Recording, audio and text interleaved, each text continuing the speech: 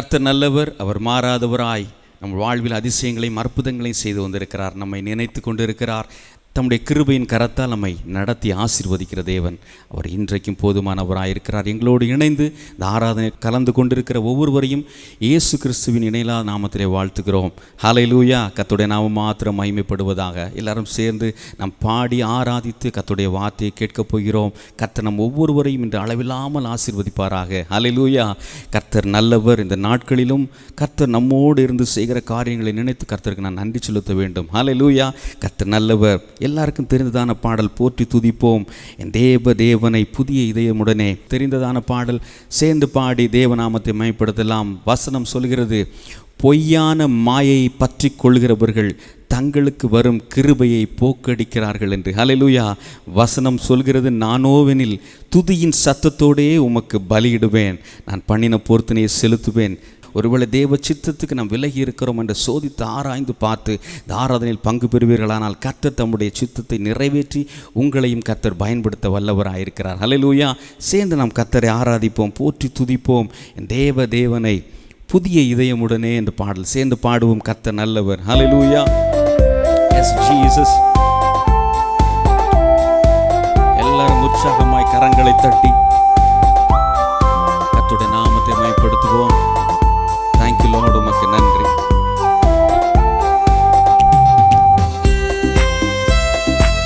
ஹல்லேலூயா.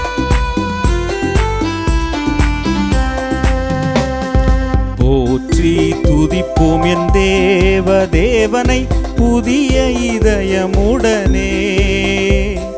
போற்றி துதிப்போம் எம் தேவனை புதிய இதயமுடனே.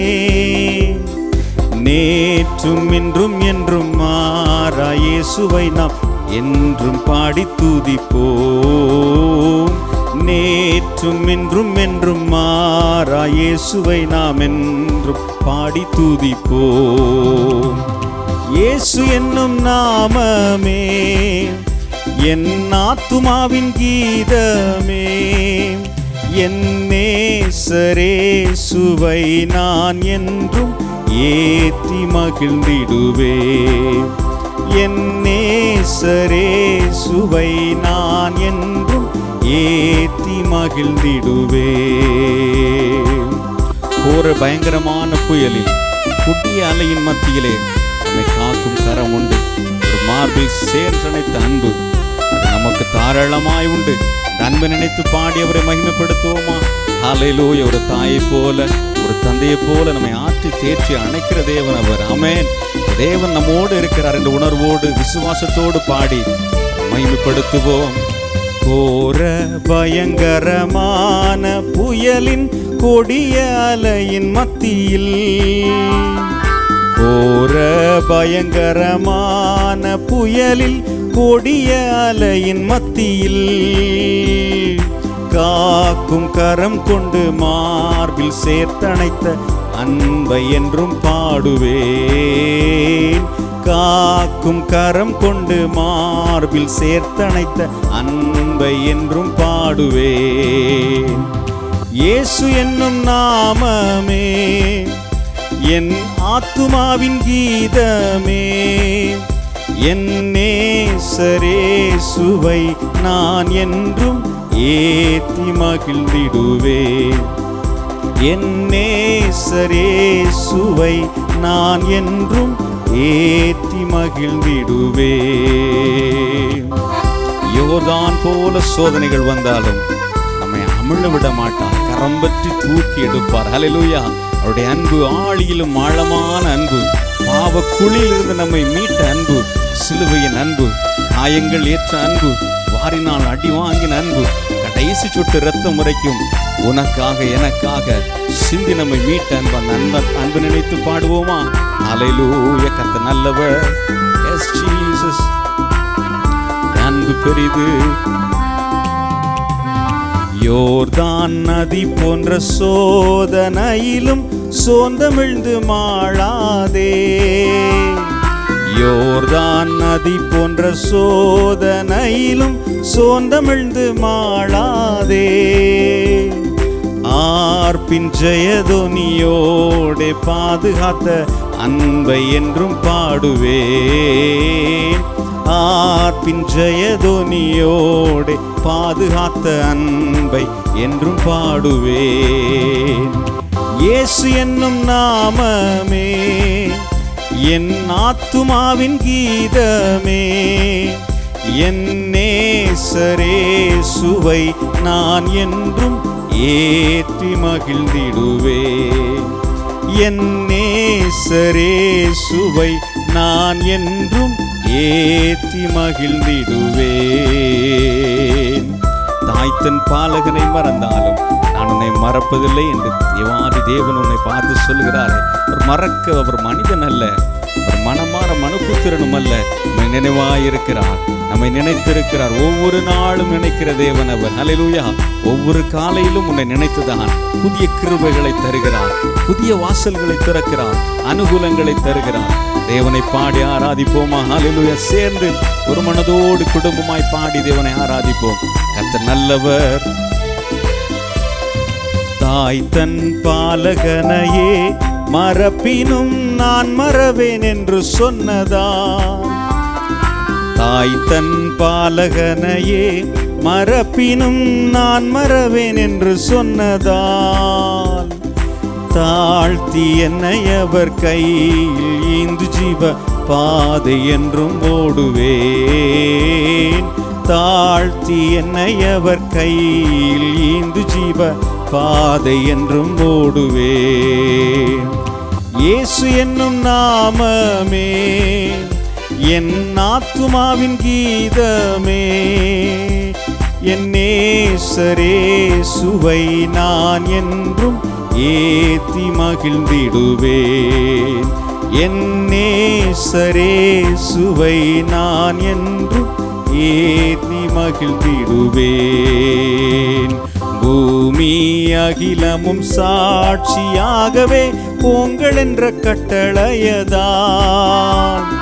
பூமி அகிலமும் சாட்சியாகவே போங்கள் என்ற கட்டளையதால், ஆவி ஆத்துமாவும் தேகம் யாவுமின்றி ஈந்து தொண்டு செய்குவேன். ஆவி ஆத்துமாவும் தேகம் யாவுமின்று ஈந்து தொண்டு செய்குவேன். இயேசு என்னும் நாமமே என் ஆத்துமாவின் கீதமே, என் நேசரேசுவை நான் என்றும் ஏத்தி மகிழ்ந்திடுவேன்.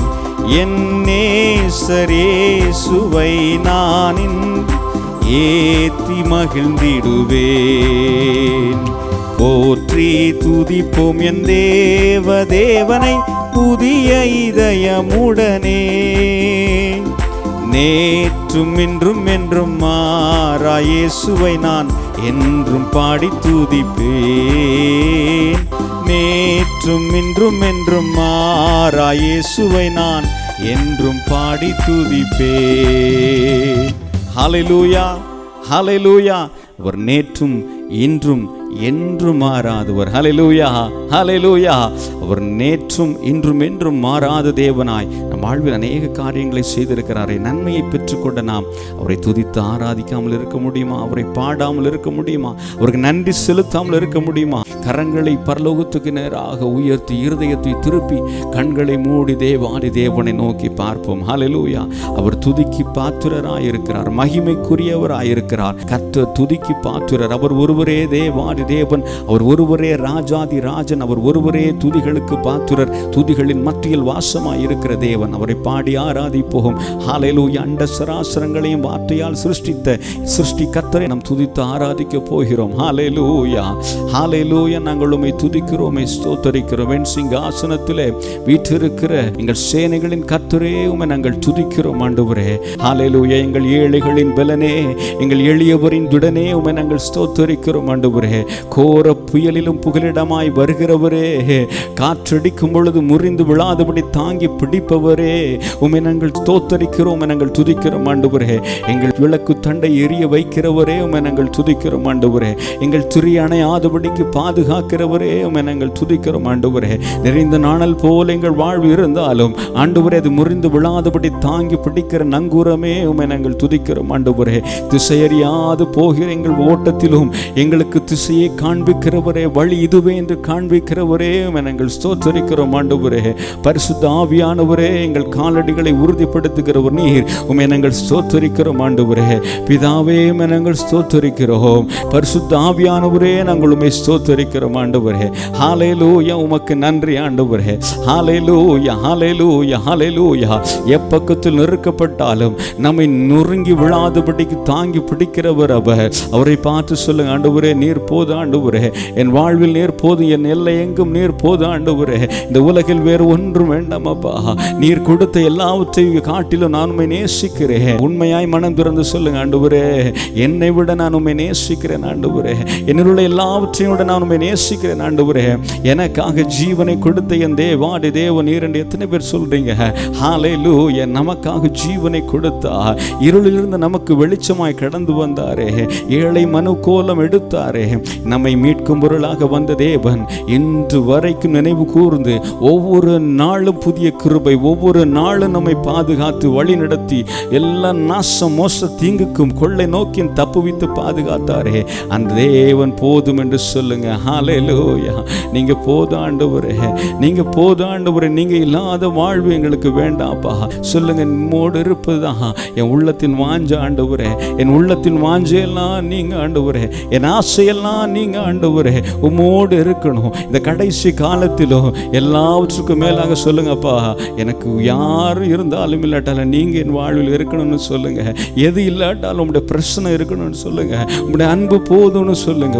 நல்லவர் உங்கள் வலக்கரத்தை உயர்த்தி சொல்லுங்கப்பா, எங்களுக்கு யார் உண்டு ஆண்டவரே? நீர் மாத்திரம்தான் உண்டு ஆண்டவரே. இந்த உலகில் உண்மையாய் எங்களை நேசிக்க, உண்மையாய் எங்களை நடத்த, எங்களை புரிந்து கொள்ள, எங்கள் இருதயத்தின் ஏக்கங்களை அறிந்து கொள்ள, உடைக்கப்பட்ட என் உள்ளத்தை புரிந்து கொள்ள, என் கவலைகளை தீர்க்க நீர் மட்டும்தான் உண்டு. எத்தனை பேர் சொல்றீங்க? உம்மை விட்டா யாரோ இல்ல ஏசையா, உம்மை விட்டா யாரோ இல்ல ஏசையா. நீங்க போதும் எனக்கு, நீங்க போதும் எனக்கு, நீங்க போதும், நீங்க போதும், நீங்க போதும் எனக்கு, நீங்க போதும் எனக்கு, நீங்க போதும் எனக்கு, நீங்க போதும், நீங்க போதும், நீங்க போதும் எனக்கு. சொல்லுமா சேர்ந்து, உம்மை விட்ட யாரோ இல்ல ஏசையா, உம்மை விட்ட யாரோ இல்ல ஏசையா. கண்ணீரோடு சொல்லுங்கப்பா, நீங்க என் வாழ்வில் இருப்பீரானால் எல்லாவற்றையும் மாற்ற உம்மால் கூடும் என்று நான் விசுவாசிக்கிறேன். எத்தனை பேர் சொல்றீங்க?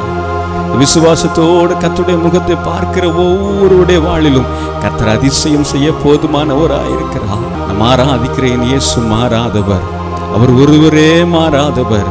அவர் போதும் என்று சொல்லுங்க.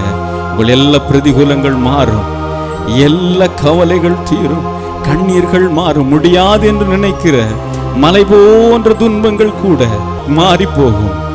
அதை மாற்றுகிற தேவனை தான் நாம் ஆராதித்து உயர்த்தி கொண்டு இருக்கிறோம். கர்த்தர் உங்களுக்கு போதுமானவராய் உங்கள் இல்லத்தில் வந்து கொண்டு இருக்கிறார். தெய்வ பிரசன்னம் உங்களை நிரப்பி கொண்டு இருக்கிறது. கர்த்தர் உங்கள் ஒவ்வொருவருடைய வாழ்வில குறைகளை எல்லாம் அவருடைய நாமத்து நிமித்தம் அதை நிறைவாக்கி கொண்டு இருக்கிறார். ஹல்லேலூயா. பஞ்சகாலத்தில் விதவை வீட்டில் பாத்திரங்களை ஆசீர்வதித்த தேவ கிருபையின் கரம் ஒவ்வொருடைய வீட்டிலும் கடந்து வருகிறது. Thank you Lord. உமக்கு நன்றி ஆண்டவரே. கண்ணீரோடு நீ விதைத்து கொண்டு இருக்கிறாய். உனக்கு கம்பீரமான அறுவடை கற்றுத் தரப்போகிறார். நீர் போதும் என்று சொல்லுங்க. இனி வாழ்கிற வாழ்வில் நீங்க போதும் ஆண்டவரே. நான் நம்பினது வேண்டாம் ஆண்டவரே. கர்த்தர் போதும், இயேசு போதும், உடைய காயப்பட்ட கரம் போதும். உனக்கு ஒரு நண்பனாய் உனக்கு உறவாய், ஒரு சகோதரனாய், உன் தாயாய் தகப்பனாய் அகிலத்தையும் படைத்தவர் இருக்கிறார். நீ கலங்காத, நீ சோர்ந்து போகாத. இந்த சோதனையின் மத்தியில நீ சோர்வுக்கு இடம் கொடுக்காத. சோதனைகளை எல்லாம் சாதனையாய் ஆசீர்வாதமாய் மாற்றுகிற இயேசுவை ஆராதித்துக் கொண்டிருக்கிறாயே, அந்த ஆராதனையிலே கர்த்தருடைய கிருபை இறங்குகிறது. தேங்க்யூ லார்ட், உமக்கு நன்றி. அப்படியே கண்களை மூடி வலக்கரத்தை வீட்டு சொல்லுங்க, நீங்க போதும் ஆண்டவரே, என் வாழ்வில் அதிசயங்களை செய்ய போதுமானவராய் இருக்கிற தேவனீர் எங்களுக்கு போதும் ஆண்டவரே. கண்களை மூடி செபிப்போம். நல்ல பிதாவே, மகிமை உள்ள சிங்காசனத்தில் வீற்றிருந்து எங்களை ஆசீர்வதிக்கிறவரே, ஆராதிக்கிற இடத்திலே உங்களுடைய சமூகம் வந்து இறங்குகிற கிருபைக்காக நன்றி. எங்களுமே ஆராதித்து துதிக்க பாராட்டின கிருபைகளை நினைத்து நாங்கள் உண்மை துதிக்கிறோம் ஆண்டவரே. அப்பிரயோஜனமான எங்களை தேடி வந்து எங்களை ஆசீர்வதிக்கிற தேவன் ஆண்டவரே, எங்கள் குறைவுகளை எல்லாம் நிவர்த்தி செய்கிற தேவன், ஒவ்வொருவரையும் ஆசீர்வதித்து மகிழ பண்ணுகிற கிருபைக்காக நன்றி ஆண்டவரே. எங்கள் வாழ்வில் சொன்ன வாக்குத்தத்தங்களை ஆம் என்றும் ஆமென் என்றும் பலிக்க செய்கிற காலங்களில் வைத்திருக்கிற கிருபைக்காக உமக்கு நன்றி ஆண்டவரே. நான் சொன்னதை நிறைவேற்றுவேன் என்று சொல்கிற அன்புக்காக நன்றி. ஏக்கத்தோடு தவிப்போடு இந்த ஆராதனை கலந்து கொண்டு கண்ணீரோடு உம்முடைய பாதத்தில் எப்போதும் என்று சொல்கிற ஒவ்வொரு ஆத்துமாக்களையும் ஒவ்வொரு இருதயத்தையும் இந்த தேவன் ஆற்றி தேற்றி அரவணைத்து தம்முடைய பிள்ளையாக்கி நீர் மகிழ பண்ணி ஆசீர்வதிக்க போகிற கிருபைக்காக நன்றி ஆண்டவரே. ஒவ்வொருவரையும் சாட்சியாக எழுப்ப போகிற அன்புக்காக நன்றி.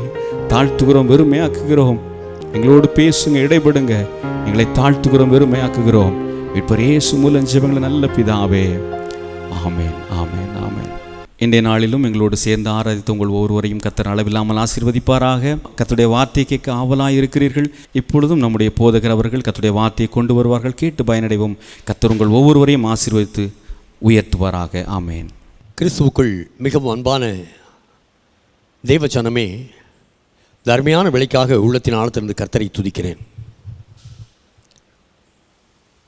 இந்த கஷ்டங்கள் என்று தீரும் என்று சொல்லி ஒவ்வொரு நாளும் அரசாங்கத்தினுடைய அறிவிப்பை நாம் எதிர்நோக்கியே இருக்கிறோம். பாருங்கள், இந்த நாட்களிலே அநேக குடும்பங்களிலே தொழில் இல்லை, தொழில் செய்ய முடியலை. இன்னும் அநேகருக்கு அவர் செய்த பணிகள், வேலைகள் இல்லை. வெளிநாட்டிலே வேலை செய்தவர்கள் கூட அநேகர் வேலையை விட்டு திரும்ப வேண்டிய ஒரு சூழ்நிலை. வருமானம் இல்லை, குடும்பத்தை நடத்த முடியலை. அநேகருக்கு பொருளாதார குறைவினாலே பல்வேறு விதமான கஷ்டங்களை ஒவ்வொரு குடும்பத்தார் அனுபவிக்கிறார்கள். நெருக்கமான சூழ்நிலை. இனி என்ன செய்வது, இப்படி ஆகிவிட்டதே என்று சொல்லக்கூடிய துக்கமும் வேதனையும் அநேக மக்களுடைய உள்ளத்திலே இந்த நாட்களிலே காணப்பட்டு கொண்டிருக்கிறது. இன்னும் அநேகருடைய நிலையை பார்ப்பீர்களே, ஆனால் பள்ளி கல்லூரிகள் திறக்கவில்லை, ஆன்லைனில் வகுப்பு நடத்துகிறாங்க. நம்முடைய பிள்ளைகளுடைய ஃபியூச்சர் எப்படி இருக்குமோ என்று சொல்லக்கூடிய சிந்தனை அநேகருக்குள்ள. இன்னும் அநேகருக்கு பார்த்தீங்கன்னா ஃபீஸ் கட்ட வழியே இல்லை. படிப்பு இல்லைங்கிறது ஒரு பக்கம், இன்னொரு பக்கம் ஃபீஸ் கட்ட முடியலை. அரசாங்கம் நிர்ணயித்து அந்த ஃபீஸை கூட செலுத்த எங்களுக்கு வாய்ப்பு இல்லை என்று சொல்லி கதறுகிறார்கள். இன்னும் சிலர் பார்த்தீங்கன்னா வியாதிகள் இருக்கிறது. கொரோனா மட்டுமல்ல, வேறு விதமான வியாதிகள் அநேகருக்கு இருக்கிறது. அதுக்கு மருத்துவம் பார்க்க முடியலை. மருத்துவமனைகளுக்கு சென்றால் தங்களை அப்படியே பிடித்து வைத்துக் கொள்வார்களோ என்று சொல்லக்கூடிய அச்சம். சில மருத்துவமனைகள் திறப்பதே இல்லை. எங்கு செல்வது? வியாதியிலிருந்து விடுபட முடியாமல் பல்வேறு விதமான மனக்குழப்பத்திலே சிக்கி கிடக்கிற மக்கள். இது ஒரு புறம் இருக்க, மருத்துவர்களாக வேலை செய்கிறவர்கள், செவிலியர்களாக வேலை செய்கிறவர்கள், காவல்துறையில் பணியாற்றுகிறவர்கள், சுகாதாரத்துறையில் பணியாற்றுகிற அநேகம் அதிகாரிகள், பல குழப்பங்கள். அப்படிப்பட்ட ஒரு காலகட்டத்திலே நாம் இப்போது நின்று கொண்டிருக்கிறோம். அன்பான தேவனுடைய பிள்ளையே, காவல்துறையிலே வேலை பார்க்கக்கூடிய ஒரு சகோதரன் குடும்பமாக என்னை சந்திக்கும்படியாக வந்திருந்தார். கொரோனா மையங்களிலே இவருக்கு டியூட்டி இருந்தது. அவர் அதை குறித்து அதிகமாக சிந்தித்தார். ஐயோ, இவ்வளவு லட்சக்கணக்கான மக்கள் பாதிக்கப்பட்டிருக்கிறார்களே, என்னவாகும், இவருடைய குடும்பங்கள் என்னவாகும், இவருடைய வாழ்க்கை என்னவாகும் என்று சொல்லி அவர் சிந்தித்தபடியே தன்னுடைய வேலையை செய்தாராம். தூக்கம் வரவில்லை, பல நாட்களாக தூக்கம் வரவில்லை. இப்போ தூங்கவே முடியலை. பகலில் படுத்தாலும் தூக்கலை, இரவில் படுத்தாலும் தூக்கலை. லீவு போட்டுட்டு அவரை ஒரு மனோநிலை மருத்துவரிடத்திலே கொண்டு வந்திருக்கிறார்கள். மருத்துவர் சில ஆலோசனைகளை கொடுத்திருக்கிறார். அதை பெற்றுக்கொண்டு என்னை சந்தித்து ஜெபிக்கும்படியாக கடந்து வந்தார்கள். அறிமுகம் இல்லாத குடும்பம். இன்றைய தினத்தில் முதலாக நான் அவர்களை சந்தித்து பேசி கொண்டிருந்தேன். அதற்கான காரணத்தை கேட்டபோது தான் ஒன்று தெரிந்தது. இவர் இந்த கொரோனா சம்பந்தப்பட்ட மருத்துவமனைகளிலே அல்லது அரசாங்க மருத்துவமனைகளில் பணியாற்றிய போது அந்த நோயாளிகளை குறித்து அதிகமாக தன்னுடைய சிந்தனைக்கு இடம் கொடுத்ததினாலே அவர் மனம் குழம்பி போனார். அவருக்கு தூக்கம் இல்லாமல் ஆயிற்று. அப்போ ஒவ்வொரு நாள் டிவியை டியூன் பண்ணும்போதும் கொரோனா செய்திகள் தான், பத்திரிகையை பார்க்கும்போதும் கொரோனா செய்திகள் தான். ஒவ்வொரு நாளும் எந்தெந்த தேசத்திலே எத்தனை பேர் மரிக்கிறார்கள், எத்தனை பேருக்கு புதிய நோய் தொற்று, இதையெல்லாம் பார்க்கிற மனிதனுடைய மனம் என்னவாகும்? அநேகர் மனோநிலை பாதிக்கப்பட்டவர்களாக காணப்படுகிறார்கள். வாழ்க்கையில் பிடிப்பு அற்றுவிட்டது. இனி என்ன செய்வது, இனி என்ன செய்வது? ஒருவேளை இந்த கொரோனா நம்முடைய தேசத்தை விட்டு அகன்று விட்டாலும் அதற்கு பிற்பாடு நாம் இனி என்ன செய்வது? தொழிலெல்லாம் போய்விட்டது, இனி என்ன செய்வது? பார்த்த வேலை போய்விட்டது, இனி என்ன செய்வது? பிள்ளைகளுக்கு படிப்பு தடைபட்டு போய்விட்டது, இனி என்ன செய்வது? இந்த கேள்வி எல்லாருக்குள்ளும் இருந்து கொண்டிருக்கிற இந்த வேளையிலே இந்த தேவ வார்த்தையோடு கூட உங்கள் மத்தியில் இருப்பதிலே நான் மகிழ்ச்சி அடைகிறேன். தேவனுடைய வார்த்தை தான் நமக்கு ஆறுதல். தேவனுடைய வசனம் தான் நமக்கு ஆறுதல். தேவன் தான் நமக்கு ஆறுதல். வாசிக்கலாம் ஒரு வசனத்தை. சங்கீதம் 32ஆம் அதிகாரம் 8வது வாக்கியத்தை நாம் வாசிக்க கேட்போம். நான் உனக்கு போதித்து நீ நடக்க வேண்டிய வழியை உனக்கு காட்டுவேன். உன்மேல் என் கண்ணை வைத்து உனக்கு ஆலோசனை சொல்லுவேன். நம்முடைய ஆண்டவர் அன்பு நிறைந்தவர். சபைகள் கூடி ஆராதிக்க இயலாத சூழ்நிலை, ஜெபாலயங்கள் பூட்டப்பட்டு கிடக்கிறது. கூடி ஆராதிப்பதற்கோ தேவ வசனத்தை பகிர்ந்து கேட்பதற்கோ வாய்ப்பில்லை. ஆனாலும் தேவன் இந்த நாளிலே இந்த வசனத்தை கொண்டு நம்மை தேற்றுகிறார். இப்படிப்பட்ட காலகட்டத்திலே, இப்படிப்பட்ட சூழ்நிலையில் வைக்கப்பட்டிருக்கிற நமக்கு கர்த்தருடைய ஆறுதல் அவசியம், கர்த்தருடைய தேறுதல் அவசியம். எந்த மனுஷன் நமக்கு ஆறுதலை சொன்னாலும், எந்த மனுஷன் நம்மை தேற்றினாலும் அந்த தேறுதல் வருவதில்லை. ஆனால் கர்த்தராகிய தேவன் நம்மை பார்த்து சொல்கிறார், நான் உனக்கு போதித்து நீ நடக்க வேண்டிய வழியை உனக்கு காட்டுவேன். உன்மேல் என் கண்ணை வைத்து உனக்கு ஆலோசனை சொல்லுவேன். இப்படிப்பட்ட சூழ்நிலையில் வைக்கப்பட்டிருக்கிற அருமையான ஆத்துமாவே, கர்த்தர் உன்னை பார்த்து சொல்கிறார், நீ நடக்க வேண்டிய வழியை நான் உனக்கு காட்டுவேன். ஹல்லேலூயா, ஹல்லேலூயா. இனி என்ன செய்வது? என்னுடைய வாழ்க்கை இதோடு கூட முடிந்து போயிற்றோ, இனி என்ன நடக்கும்? திருமணமான ஒரு சகோதரன் மனைவியோடு கூட காணும்படியாக வந்திருந்தான். அவனிடத்தில் கேட்டேன். அவன் சொன்னான், சென்னையிலே ஒரு கம்பெனியிலே வேலை பார்த்து கொண்டிருந்தேன். திருமணத்திற்காக லீவு போட்டு விட்டு இங்கே கடந்து வந்தேன். திருமணம் ஆயிற்று. அதற்குள்ளே என்னுடைய கம்பெனி ஹைதராபாத் பேஸ்டு கம்பெனி, அவங்க இப்போ சென்னை பிரான்ச்சையே மூடிட்டாங்க. இப்போ இடத்துல சொல்கிறாங்க, நீ வேலை செய்வதாக இருந்தால் ஹைதராபாத்துக்கு நீ வர வேண்டும், ஹைதராபாத்துக்கு நீ கடந்து வர வேண்டும். இதற்கு முன்பு நீ வாங்கின சம்பளத்தில் பாதி சம்பளம் மட்டுமே நாங்கள் தர இயலும் என்று சொல்லுகிறார்கள். என்ன செய்வது? ஒரு குடும்பமாய் தங்கியிருப்பதற்கு வசதி இல்லை, அதற்கேற்ற வருமானம் வராது. இங்கே பெற்றோரை வருத்தப்படுத்தி அவர்களோடு நான் வாழ்ந்து கொண்டிருக்கிறேன். என்ன செய்வது என்பது தெரியவில்லை. இது ஒரு குடும்பத்தில் இல்லை, ஆயிரம் குடும்பத்திலே இதுதான் பிரச்சனை. தமிழ்நாட்டில் வேலை செய்தவர்கள் வட இந்தியாவில் சொந்த தேசத்திற்கு சென்று விட்டார்கள். இனி என்ன செய்வது? இனி என்ன செய்வது? தொழிற்சாலைகள் இல்லை, வேலை வாய்ப்பு இல்லை. இனி என்ன செய்வது? இந்த சூழ்நிலையிலே ஆண்டவர் தேவ மக்களாகிய நம்மோடு கூட சொல்லுகிறார், உனக்கு நீ நடக்க வேண்டிய வழியை உனக்கு காட்டுவேன். ஹல்லேலூயா, ஹல்லேலூயா. அன்பான தேவனுடைய பிள்ளையே, நீதிமொழிகள் 20ஆம் அதிகாரம் 24 விதமாக சொல்கிறது, மனுஷன் தன் வழியை அறிந்து கொள்வது எப்படி? இன்னைக்கு அநேக மனிதர்கள் இப்படிப்பட்ட சூழ்நிலையிலே தாங்கள் எந்த வழியிலே நடக்க வேண்டும் என்பதை தாங்கள் அறிந்து நடக்க முயற்சிக்கிறார்கள். தங்களுடைய ஞானத்தினால், தங்களுடைய அனுபவத்தினால், தங்களுடைய அறிவினால். இன்னும் சிலர் மற்றவர்களிடத்தில் ஆலோசனை கேட்டு சொல்கிறார்கள், என்னுடைய தொழிற்சாலையை நான் மூடிவிட்டேன், அடுத்து நான் என்ன செய்யலாம்? என்னுடைய பிள்ளையினுடைய படிப்பு டிஸ்கண்டினியூ ஆகிவிட்டது, அடுத்து நான் என்ன செய்யலாம்? நல்லது. ஆனால் வேதம் சொல்கிறது பாருங்கள், நீதிமொழிகள் புத்தகம் 14ஆம் அதிகாரம் 12வது வாக்கியம், மனுஷனுக்கு செம்மையாய் தோன்றுகிற வழிகள் உண்டு, அதன் முடிவோ மரண வழிகள். மனுஷன் 1000 ஆலோசனை நமக்கு தரலாம், நீங்கள் எப்படி போங்க இது நல்லது, எப்படி செய்யுங்க நீ நல்லது அப்படின்னு சொல்லி நமக்கு சொல்லலாம். ஆனால் அவையெல்லாம் செம்மையாக இருப்பதில்லை. நாம் எங்கே போக வேண்டும், என்ன செய்ய வேண்டும் என்பது தேவன் மட்டுமே அறிவார். இஸ்ரவேல் ஜனங்களை எகிப்தின் அடிமைத்தனத்திலிருந்து கர்த்தர் விடுவிக்கிறார். எனக்கு ஆராதனை செய்யும்படி அவர்களை போகவிடு என்று சொல்லி பார்வோனுக்கு செய்தி அனுப்புகிறார். அவன் அவர்களை அனுப்பவில்லை, மறுக்கிறான். அங்கே கொள்ளை நோய், பலவிதமான வாதைகளை அனுப்புகிறார்.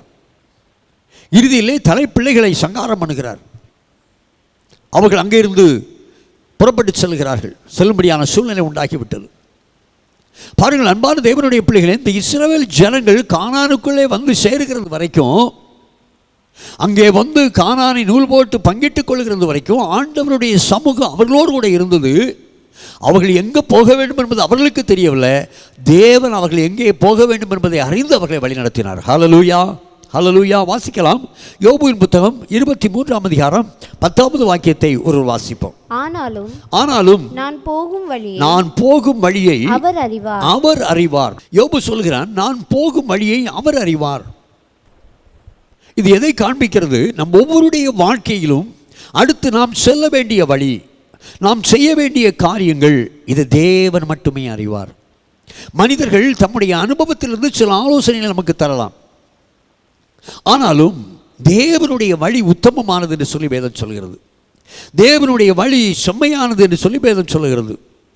கிறிஸ்துவுக்குள்ளாக வாழுகிற நீதிமானின் வழியை கர்த்தர் அறிந்திருக்கிறார் என்று சொல்லி சங்கீதம் 1:6 நாம் வாசிக்கிறோம். இவ்விதமாக தேவன் நம்முடைய வழிகளை அறிந்திருக்கும் போது, தேவ மக்களாகிய நாம் நமக்கு சுயமாய் தோன்றுகிற வழியிலோ அல்லது மனுஷர்கள் காண்பிக்கிற வழியிலோ நாம் போகக்கூடாது, போக முடியாது. கர்த்தர் காண்பிக்கிற வழி நல்ல வழி. ஆனால் இன்றைய நாட்களில் நடப்பது என்ன? மனுஷர்கள் மனுஷ வழிகளை நோக்கி பார்க்கிறார்கள். அடுத்தவர்களுடைய ஆலோசனை கேட்டு பிரச்சனைகளிலே அதை சால்வ் பண்ணிவிட விரும்புகிறார்கள். மற்றவருடைய ஆலோசனை கேட்டு நடக்க விரும்புகிறார்கள். குறிப்பாக இந்த காலகட்டத்திலே அடுத்து என்னுடைய குடும்பத்திலே தொழிலை எப்படி தொடங்குவது, அடுத்து என்னுடைய பிள்ளையினுடைய படிப்பை எப்படி தொடர்வது, நின்று போன திருமணத்தை எப்படி நடத்துவது, இதிலே மனுஷ ஒத்தாசை, மனுஷ ஆலோசனைகளை ஒவ்வொருவரும் நாடுகிறோம். ஆனால் அது நிமித்த சோர்வுகள் உண்டாகிறது, கஷ்டங்கள் உண்டாகிறது. சில மனிதர்கள் உதவி செய்ய முன் வருகிறார்கள், ஆலோசனை கொடுக்க முன் வருகிறார்கள். ஆனால் பின் நாட்களிலே துக்கமும் துயரமும் தான் மிஞ்சுகிறது. ஆனபடினால அநேகர் சோர்ந்து போகிறார்கள். ஆனால் வேதத்திலே ஆண்டவர் சொல்லுகிறார், நான் உனக்கு போதித்து நீ நடக்க வேண்டிய வழியை உனக்கு காட்டுவேன். யோபு சொல்கிறது போல நாம் போக வேண்டிய வழியை, நாம் செய்ய வேண்டிய காரியங்களை அவர் மட்டுமே அறிந்திருக்கிறார். ஹல்லேலூயா. ஏனென்றால் அவர் நம்மை உண்டாக்கின தேவன், அவர் நம்மை உலகத்திலிருந்து பிரித்தெடுத்த தேவன். அவர் தம்முடைய சொந்த குமாரன் என்று பாராமல் இயேசுவை நமக்காக கல்வாரி சிலுவையிலே ஒப்பு கொடுத்து அன்பு கூர்ந்த தேவன். அந்த தேவன் நம்முடைய வழியை அறிந்திருக்கிறார். அடுத்து நாம் செய்ய வேண்டியது என்ன? ஒருவேளை கஷ்டத்தில் இருக்கலாம், நெருக்கத்தில் இருக்கலாம், பாடுகளில் இருக்கலாம், குறைவில் இருக்கலாம், தரித்திரத்தில் இருக்கலாம். பாருங்கள், தொழில் செய்ய முடியாத ஒரு சூழ்நிலைக்குள் இருக்கலாம், வேலையை விட்டு விலகி இருக்கலாம். எப்படிப்பட்ட சிச்சுவேஷனில் நாம் செய்ய வேண்டியது என்ன என்பது தேவன் மட்டுமே அறிவார். ஹல்லேலூயா. அந்த வழியை ஆண்டவர் நமக்கு காண்பிக்க விரும்புகிறார். கர்த்தருக்கு ஸ்தோத்திரம். யோபுவின் புத்தகம் 36ஆம் அதிகாரம் 22வது வாக்கியத்தை நாம் வாசிக்க கேட்போம். இதோ தேவன் தம்முடைய வல்லமையில் உயர்ந்திருக்கிறார். தேவன் தம்முடைய வல்லமையில் உயர்ந்திருக்கிறார். அவரை போல் போதிக்கிறவர் யார்? அவரை போல் போதிக்கிறவர் யார்? கர்த்தர் நமக்கு செய்கிற முதலாவது காரியம், தம்முடைய வழியை நமக்கு போதிக்கிறார். கிறிஸ்து இயேசுவுக்குள்ளாக வாழும்படியாக தன்னை ஒப்பு கொடுத்து ஆண்டவருடைய சத்தியத்திற்கு கீழ்ப்படிந்து தேவ பிள்ளை என்று சொல்லக்கூடிய சிலாக்கியத்தை பெற்று வாழுகிற ஒவ்வொருவருக்கும் ஆண்டவர் தம்முடைய வழியை போதிக்கிறார்.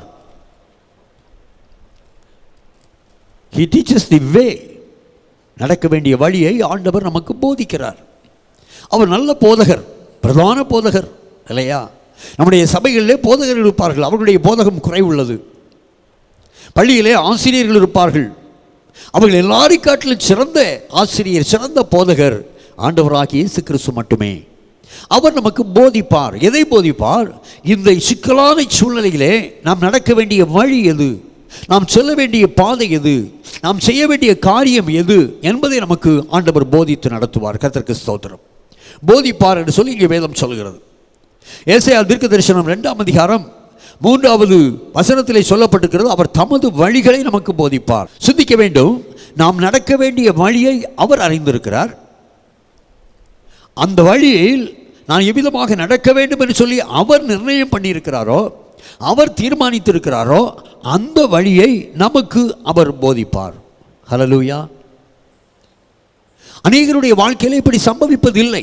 ஒரு கேள்வி வருகிறது, எல்லாரையும் போல தான் நானும் ஜெபிக்கிறேன், ஆண்டவர் எனக்கு ஆலோசனை கொடுப்பதில்லையே. சிக்கலான தருணங்களில், நெருக்கமான சூழ்நிலைகளில் கர்த்தரை நோக்கி பார்த்து நான் ஜெபித்தேனே, ஆனால் எனக்கு பதில் வந்தது போல் இல்லையே. அல்லது நான் கிறிஸ்துவுக்குள்ளாக ஒரு திருச்சபையில் அங்கமாக இருக்கிறேன், அனுதினமும் வேதம் வாசிக்கிறேன், ஆனால் என்னுடைய வாழ்க்கையில் தேவன் என்னோடு கூட பேசி தம்முடைய வழி எனக்கு காண்பிக்கவில்லையே, ஏன் ஏன் அநேக இடத்துல கேள்வி உண்டு. பாருங்கள், கர்த்தர் யாருக்கு தம்முடைய வழியை போதிப்பார், யாரோடு இடைபடுவார், அது ரொம்ப முக்கியம். கிறிஸ்தவன் என்று சொல்லி பெயரை தாங்கி கொண்டு எப்படி வாழ்ந்தாலும் இயேசு நம்மை தேடி வந்து தம்முடைய வழியை நமக்கு போதிப்பாரா? இல்லை. அதற்கென்று சில காரியங்கள் இருக்கிறது, வேதத்தில் சொல்லப்பட்டிருக்கிறது. வாசிக்கலாம். சங்கீதம் 25:12 நாம் வாசிக்க கேட்போம். கர்த்தருக்கு பயப்படுகிற மனுஷன் எவனோ, கர்த்தருக்கு பயப்படுகிற மனுஷன் எவனோ அவனுக்கு தாம் தெரிந்து கொள்ளும் வழியை போதிப்பார். ஹல்லேலூயா.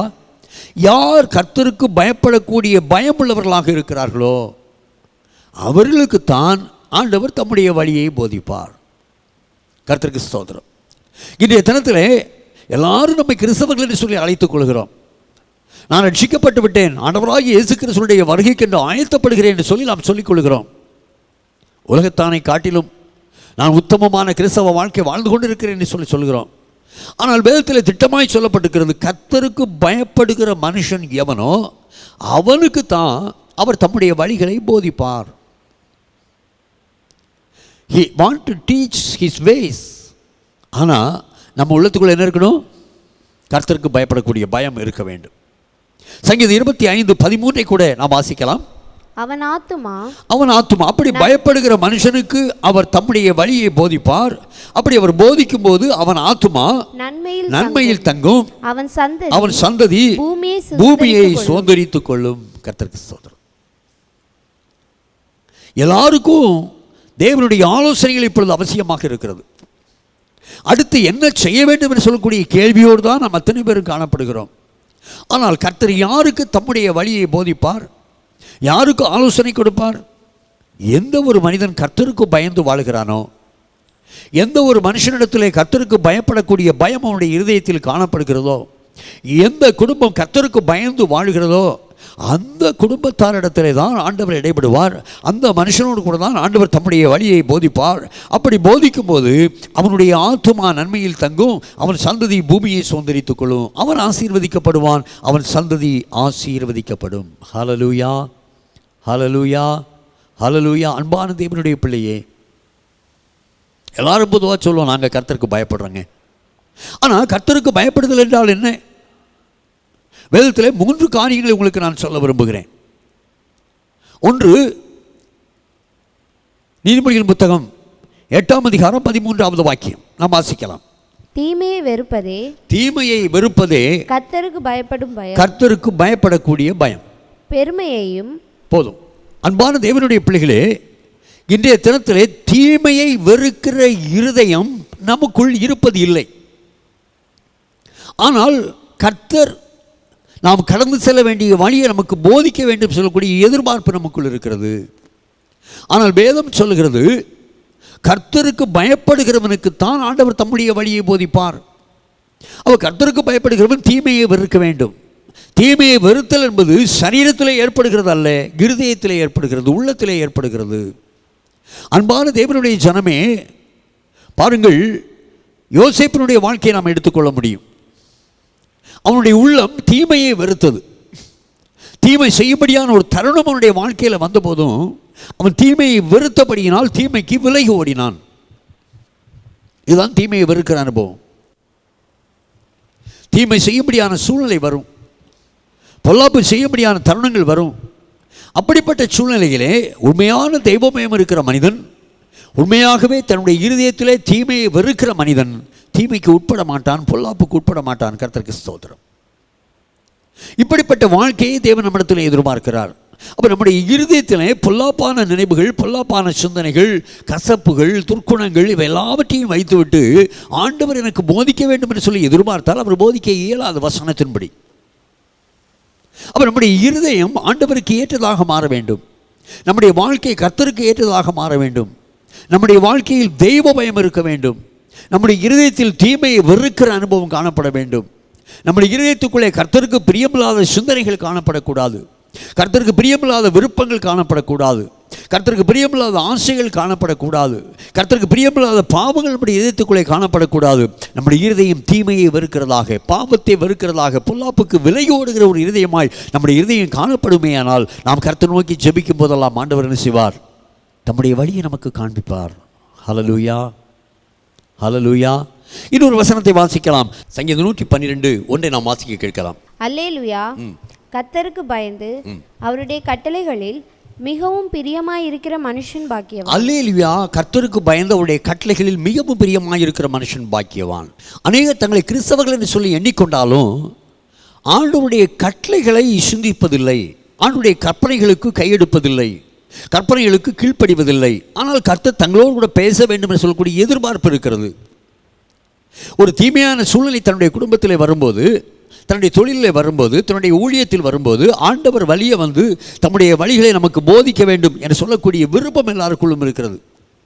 உண்மை என்னவென்றால் கர்த்தருக்கு பயப்படுகிறவனுக்கு தான் அவர் தம்முடைய வழியை போதிப்பார். கர்த்தருக்கு பயப்படுதல் என்றால் என்ன? ஆண்டவருடைய கற்பனைக்கு கீழ்ப்படிவது தான், ஆண்டவருடைய கட்டளைக்கு கீழ்ப்படிவது தான். அதுதான் தெய்வ பயம். வேதத்தை வாசிப்பது மட்டுமல்ல, வேதத்தை தியானிப்பது அல்ல, வேத வியாக்கியான புத்தகங்களை எழுதுவது அல்ல, வேதத்தை பிரசங்கிப்பது அல்ல, வேதத்தின்படி வாழ்வது தான் கர்த்தருக்கு பயப்படக்கூடிய பயம். ஹல்லேலூயா, ஹல்லேலூயா. என்று அநேகர் வேதத்தை போதிக்கிறோம், டீச் பண்ணுற அளவுக்கு நமக்கு கெப்பாசிட்டி இருக்குது. அநேகர் வேதத்தில் அதிகமாக தியானித்து நல்ல நாலேஜ் உள்ளவர்களாக இருக்கிறோம், நல்ல அறிவு, வேத அறிவு இருக்கிறது. ஆனால் கர்த்தர் யாருக்கு தம்முடைய வழியை போதிப்பார்? உண்மையாகவே கர்த்தருக்கு பயந்து அவருடைய கட்டளைகளில் பிரியமாயிருக்கிற மனுஷன், அவருடைய கட்டளைகளை தியானிக்கிற மனுஷன், இரவும் பகலும் வாசிக்கிற மனுஷன், அதை கைக்கொள்ளுகிற மனுஷன், அவனை தான் ஆண்டவர் நேசிக்கிறார். அவனோடு தான் ஆண்டவர் தம்முடைய வழிகளை அவர் பகிர்ந்து கொள்வார். இப்படிப்பட்ட காலகட்டத்தில் நான் வைக்கப்பட்டிருக்கிறேன் என்று சொல்லி அங்கலாய்ப்பதினால் ஆண்டவர் நம்மோடு கூட பேச முடியாது. உண்மையாகவே ஆண்டவருக்கு பயப்படக்கூடிய பயம் நம்முடைய இருதயத்தில் இருக்கிறது. பொல்லாப்புக்கு விலகி ஓடுகிறோம், தீமையை வெறுக்கிறோம், ஆண்டவருடைய வசனத்தின்படி நம்முடைய வாழ்க்கையை ஆக்கிக் கொள்கிறோம் என்றால் மெய்யாகவே மெய்யாகவே நம்மோடு கூட இருந்து ஆண்டவர் என்ன செய்வார்? ஆமென், நம்மை ஆசீர்வதிப்பார், நம்மோடு கூட வழிகாட்டுவார்.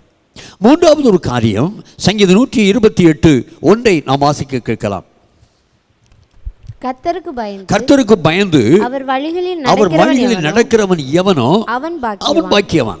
வழிகளில் நடக்கிற ஒரு ஆர்வமும் தீர்மானமும் நமக்குள்ளே காணப்பட வேண்டும். இன்னைக்கு ஆண்டவர் சமூகத்தில் போய் ஆலோசனை கேட்பாங்க.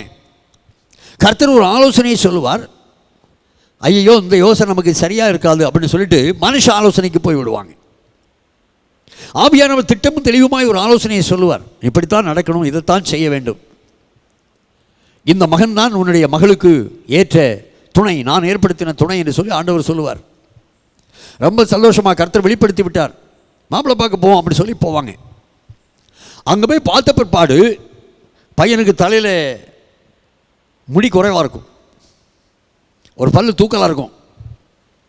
ஐயோ நேற்றுக்கு ராத்திரி ஆண்டவர் சொன்னாரே, உன் மகளுக்கு ஏற்ற துணைவனை நான் தெரிவு செய்து விட்டேன், இன்று போ அதை முடின்னு சொல்லிட்டாரே. இங்கே வந்து பார்த்தா தலையில் வழுக்கையாக இருக்குதே, 2 பல்லு குறைவாக இருக்குதே, ஆள் கொஞ்சம் குள்ளமாக இருக்கிறானே. அப்போ ஏதோ ஒரு குழப்பம். அப்போ கர்த்தர் நேற்றுக்கு பேசலை அப்படின்னு முடிவெடுத்துடுறோம். ஹல்லேலூயா, ஹல்லேலூயா. உண்மையாகவே கர்த்தர் தங்களுக்கு வெளிப்படுத்துகிற காரியத்தை தங்களுடைய மனதிற்கு ஏற்ற விதமாக இல்லாத போது இது கர்த்தர் பேசவில்லை என்று சொல்லி தள்ளிவிடுகிற அநேக விசுவாசிகள் உண்டு. புரிந்து கொள்ள வேண்டும். இன்னைக்கு அநேக மக்கள் அப்படி தான் இருக்கிறாங்க. தங்களுடைய மனதிற்கு பிடித்த ஒன்றை ஆண்டவர் சொன்னால், ஓ கர்த்தர் நல்லவர், அருமையான காரியத்தை எங்களுக்கு வெளிப்படுத்தி விட்டார், இப்படிப்பட்ட ஒரு சூழ்நிலையில் இருந்தோம், ஆண்டவர் இப்படிப்பட்ட காரியத்தை சொன்னார், ஒரு வீடு கட்டும்படியாக நாங்கள் பிரயாசப்பட்டோம், ஒரு லோன் கிடைக்க எங்களுக்கு உதவி செய்தார் இல்லையா? பாருங்க, மகளுக்கு வரனை தேடினோம், இந்த இடத்துல ஒரு அருமையான மகனை கொடுத்தார். அவன் இவ்வளவு படித்திருக்கிறான், இவ்வளவு சம்பாதித்திருக்கிறான், இத்தனை எஸ்டேட் இருக்குது இல்லை எப்படி சொல்லிடுறாங்க. ஆனால் ஆண்டவர் சொல்லக்கூடிய ஒரு நல்ல ஆலோசனைக்கு அநேகர் கீழ்ப்படியவில்லை என்பதுதான் உண்மை. தங்களுடைய மனதில் இருக்கிறதற்குத்தான் அவர்கள் கீழ்ப்படுகிறார்களே ஒழிய தேவனுடைய வழிகளின்படி நடக்க முற்படுவது இல்லை. அப்படிப்பட்டவர்களோடு ஆண்டவர் பேச முடியாது.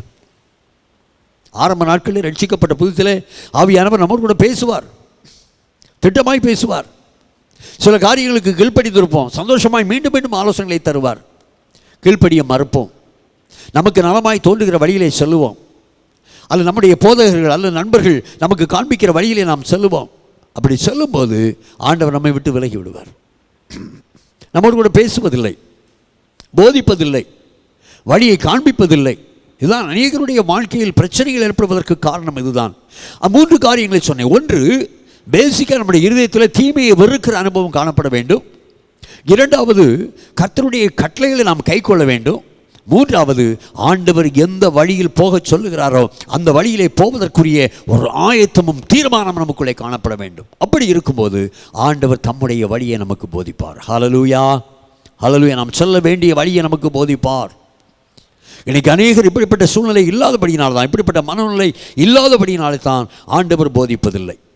இறுதியாக ஒன்று, கர்த்தருக்கு பயந்தால் மட்டும் போதாது, கர்த்தர் நம்மை போதிக்கும்படியாக ஜெபிக்க வேண்டும். வாசிக்கலாம், யாத்திராகமத்தின் புத்தகம் 33ஆம் அதிகாரம் 13வது வாக்கியத்தை ஒருவர் வாசிப்போம். உம்முடைய கண்களில் இப்பொழுது எனக்கு கிருபை கிடைத்ததானால், உம்முடைய கண்களில் எனக்கு கிருபை கிடைத்ததானால், நான் உம்மை அறிவதற்கும் உம்முடைய கண்களில் எனக்கு கிருபை கிடைப்பதற்கும், உம்முடைய கண்களில் எனக்கு கிருபை கிடைப்பதற்கும் உம்முடைய வழியை எனக்கு அறிவியும்.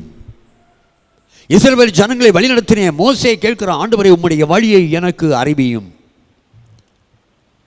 You teach me thy way, Lord. ஆண்டவரே நீர் என்னோடு பேசும், எந்த வழியில் செல்ல வேண்டும் எனக்கு சொல்லி தாரும்.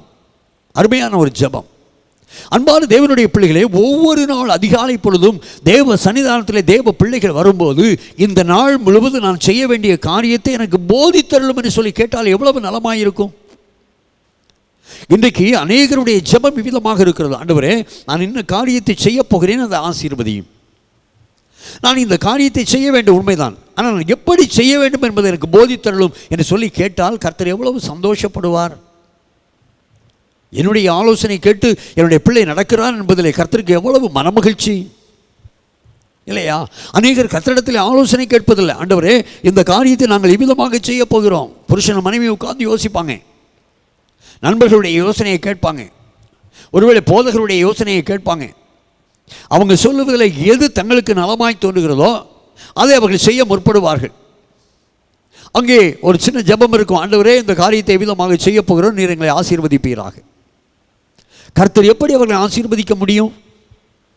உன்னுடைய தோற்றத்தை வைத்தோ, உன்னுடைய நகையை வைத்தோ, அல்லது உன்னுடைய ட்ரெஸ்ஸை வைத்தோ, உன் பணத்தை வைத்தோ, நீ சார்ந்திருக்கிற சபையை வைத்தோ கர்த்தர் உன்னை இடைபோடுகிறது இல்லை. உண்மையாகவே கர்த்தருக்கு பயப்படக்கூடிய பயம் உன்னுடைய இருதயத்துக்குள் இருக்கிறதா? நீ கர்த்தரை நோக்கி கூப்பிடும்போது அவர் தம்முடைய வழியை உனக்கு காண்பிப்பார், போதிப்பார். இன்னைக்கு அறிவீனமாக அநேகர் செயல்படுறாங்க. அறிவில்லாமையால் தேவ ஜனங்கள் சங்காரமாய் போகிறார்கள் என்று சொல்லி ஆண்டவர் வருத்தப்படுகிறார். நான் ஒரு முறை ஒரு கிராமத்துக்கு சென்றிருந்தேன். அங்கே ஒரு அருமையான ஜெபாலயம் எழும்பிக் கொண்டிருந்தது, வேலை நடந்து கொண்டிருந்தது.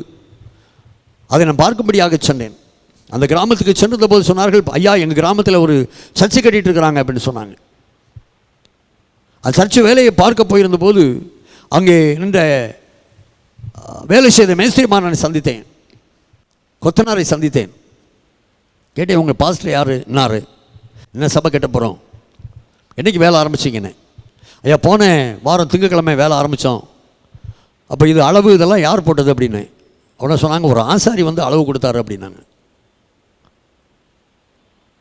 அப்போ இவ்வளோ பெரிய பூமியில் ஏன் இந்த கார்னரில் கொண்டு வந்து சர்ச்சை கட்டுறீங்க அப்படின்னு கேட்டேன்.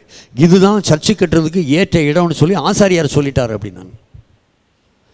ஆரோன் அல்ல, பிரதான ஆசாரியனாக இருக்கிற இயேசு கிறிஸ்துவும் அல்ல, தச்சு வேலை செய்கிற ஒரு மனுஷன் வந்து இந்த இடம் தான் அதற்கு ஏற்ற இடம், இதில் தான் நீங்கள் சபை கட்டணும், அப்போ தான் சபை நிற்கணும்னு பாஸ்டருக்கு சொன்னாராம். இவங்க வேலை செய்கிறாங்க. உண்மையான காரியம். எவ்வளவு தவறு, எவ்வளவு தவறு. இப்படிப்பட்டவர்களோடு கர்த்தர் எப்படி பேச முடியும்? கர்த்தருக்கு பயப்படக்கூடிய பயம் உங்களுடைய இதயத்துக்குள் இருக்கிறதா? எப்படிப்பட்டவங்களை கர்த்தர் அருவருக்கிறார், கர்த்தர் நிராகரிக்கிறார். அன்பான தேவனுடைய பிள்ளைகளே, உண்மையாய் கர்த்தருக்கு பயப்படக்கூடிய பயம் ஒரு மனுஷனுடைய இருதயத்துக்குள் இருந்து ஆண்டவருடைய கற்பனைகளுக்கு முற்றுமாய் கீழ்ப்படிந்து கர்த்தருடைய சத்திய வசனத்தின்படி தன்னுடைய வாழ்க்கையை ஆக்கிக்கொண்டு ஆண்டவர் எந்த வழியில் போக சொன்னால் அந்த வழியிலே போவதற்கு உரிய ஒரு ஆயத்தமும் ஒரு தீர்மானமும் உள்ளவனாகிய ஒரு மனுஷன் காணப்பட்டு அவன் கர்த்தரை நோக்கி ஜெபிக்கும்போது நிச்சயமாக கர்த்தர் அவனுக்கு தன்னுடைய வழியை காண்பிப்பார். கர்த்தருக்கு ஸ்தோத்திரம். ஹல்லேலூயா, ஹல்லேலூயா. இன்னைக்கு ஆண்டவர் வழிகாட்ட ஆயத்தம், நம்ம நடப்பதற்கு ஆயத்தம் இல்லையே. அநேக ஊழியக்காரருடைய நிலை அவிதமாகத்தான் காணப்படுகிறது, அநேக விசுவாசிகளுடைய நிலை அவிதமாகத்தான் காணப்படுகிறது. ஆனபடினாலே கர்த்தர் இப்பொழுது அநேகரோடு தன்னுடைய வழியை போதிப்பதில்லை, பேசுவதை நிறுத்திவிட்டார் அப்படின்னு நான் கருதுகிறேன்.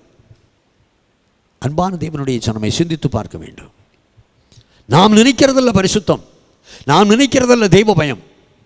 நான் விரும்புகிற வாழ்க்கை அல்ல கர்த்தருக்கு பிரியமானது.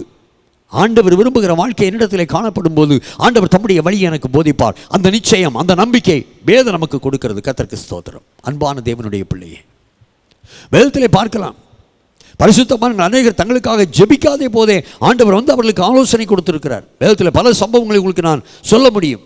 ஆபிரகாமுடைய வாழ்க்கையை எடுத்துக்கொள்ளுங்கள். லோத்து ஆபிரகாமை விட்டு பிரிந்து சென்று விட்டான். கண்களை ஏறெடுத்து பார்க்கிறான். சோவாருக்கு போகிற அந்த வெளி முழுவதும் கர்த்தருடைய தோட்டத்தை போலவும் ஏதேனை போலவும் காணப்படுகிறது. உசிதமான பகுதியை அவன் எடுத்துக்கொண்டு சென்று விட்டான். நான் நினைக்கிறேன் ஆபிரகாமுக்குள்ளே ஒரு சோர்வு உண்டாயிருக்கலாம். எவ்வளோ சந்தோஷமாக 2 பேரும் சேர்ந்து வந்தோம், இப்போ மேய்ப்பர்களுக்குள்ளே பிரச்சனை உண்டாயிற்று, அவன் பிரிந்து சென்று விட்டான். போனது மட்டுமில்ல, இந்த பகுதியில் இருந்த செழிப்பானதை அவன் எடுத்துக்கொண்டு சென்று விட்டான். இப்படி ஒரு ஆபிரகாம் எண்ணியிருக்கலாம். கர்த்தர் உடனே சொன்னார், கர்த்தர் தேடி வந்து அவனுக்கு ஒரு ஆலோசனை கொடுக்கிறார். சோர்ந்து போகாதப்பா, நீ கண்களை ஏறெடுத்து பார். வடக்கு பக்கம் பாரு, தெற்கு பக்கம் பாரு, கிழக்கு பக்கம் பாரு, மேற்கு பக்கம் பாரு. உன் கண்ணு எவ்வளவு தெரியுதோ இது அவ்வளோ உனக்கு தான் நான் தரப்போகிறேன். ஹல்லேலூயா. அது மட்டும் இல்லை, தேசத்தை நீளம் எம்மட்டும் அகலம் எம்மட்டும் அவ்வளவு இடமா நீ நடந்து திரி. உன் காலம் மிதிக்கும் தேசமெல்லாம் உனக்கு தான் சொந்தம். அவன் போனதுக்காக ஏன் வருத்தப்படுற?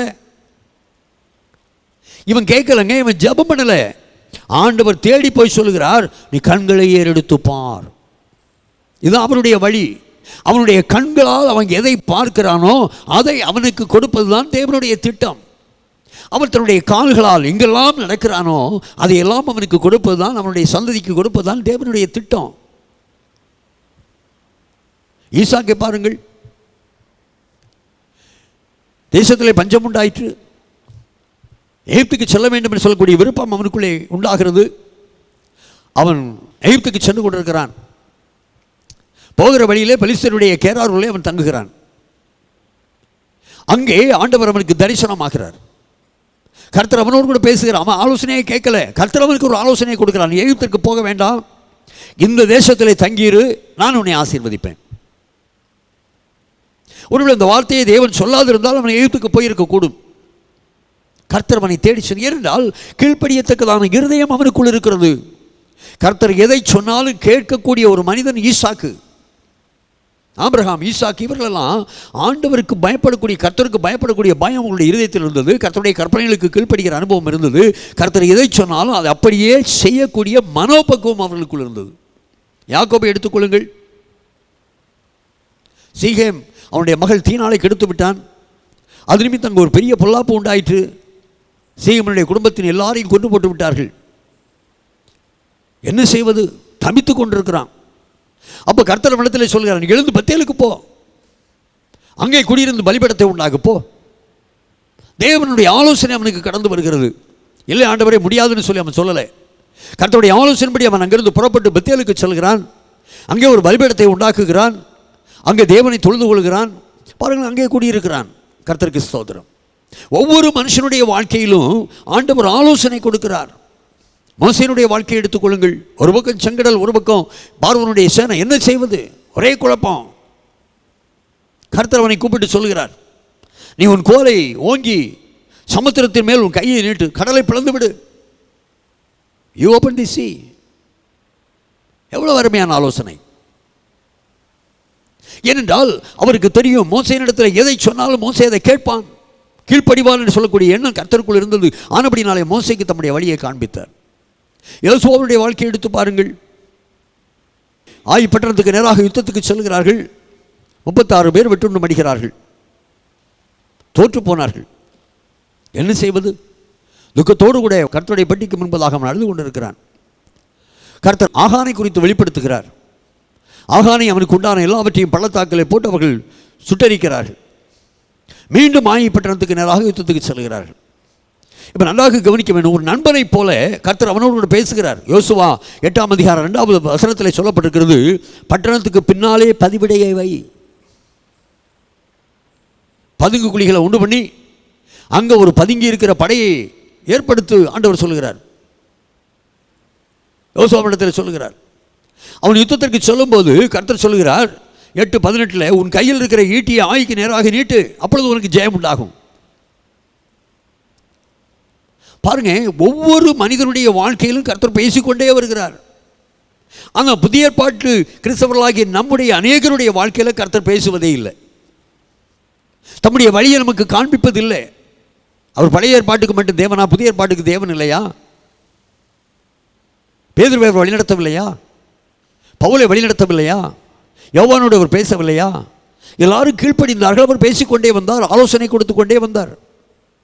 பிலிப்பியை பார்த்து சொன்னார், அந்த ரதத்தின் பின்னாலே ஓடு இல்லையா, வனாந்தர மார்க்கமாய் போ. ஒவ்வொருவருக்கும் ஆண்டவர் ஒவ்வொரு காலகட்டத்திலே சந்தர்ப்பங்களில் பேசிக்கொண்டே வந்தார். ஆனால் இன்றைக்கி அநேகர் சொல்கிறாங்க, கர்த்தரை எங்கூட பேசுறதில்லை, இந்த இக்கட்டான சூழ்நிலையில் எனக்கு ஆலோசனை தரல.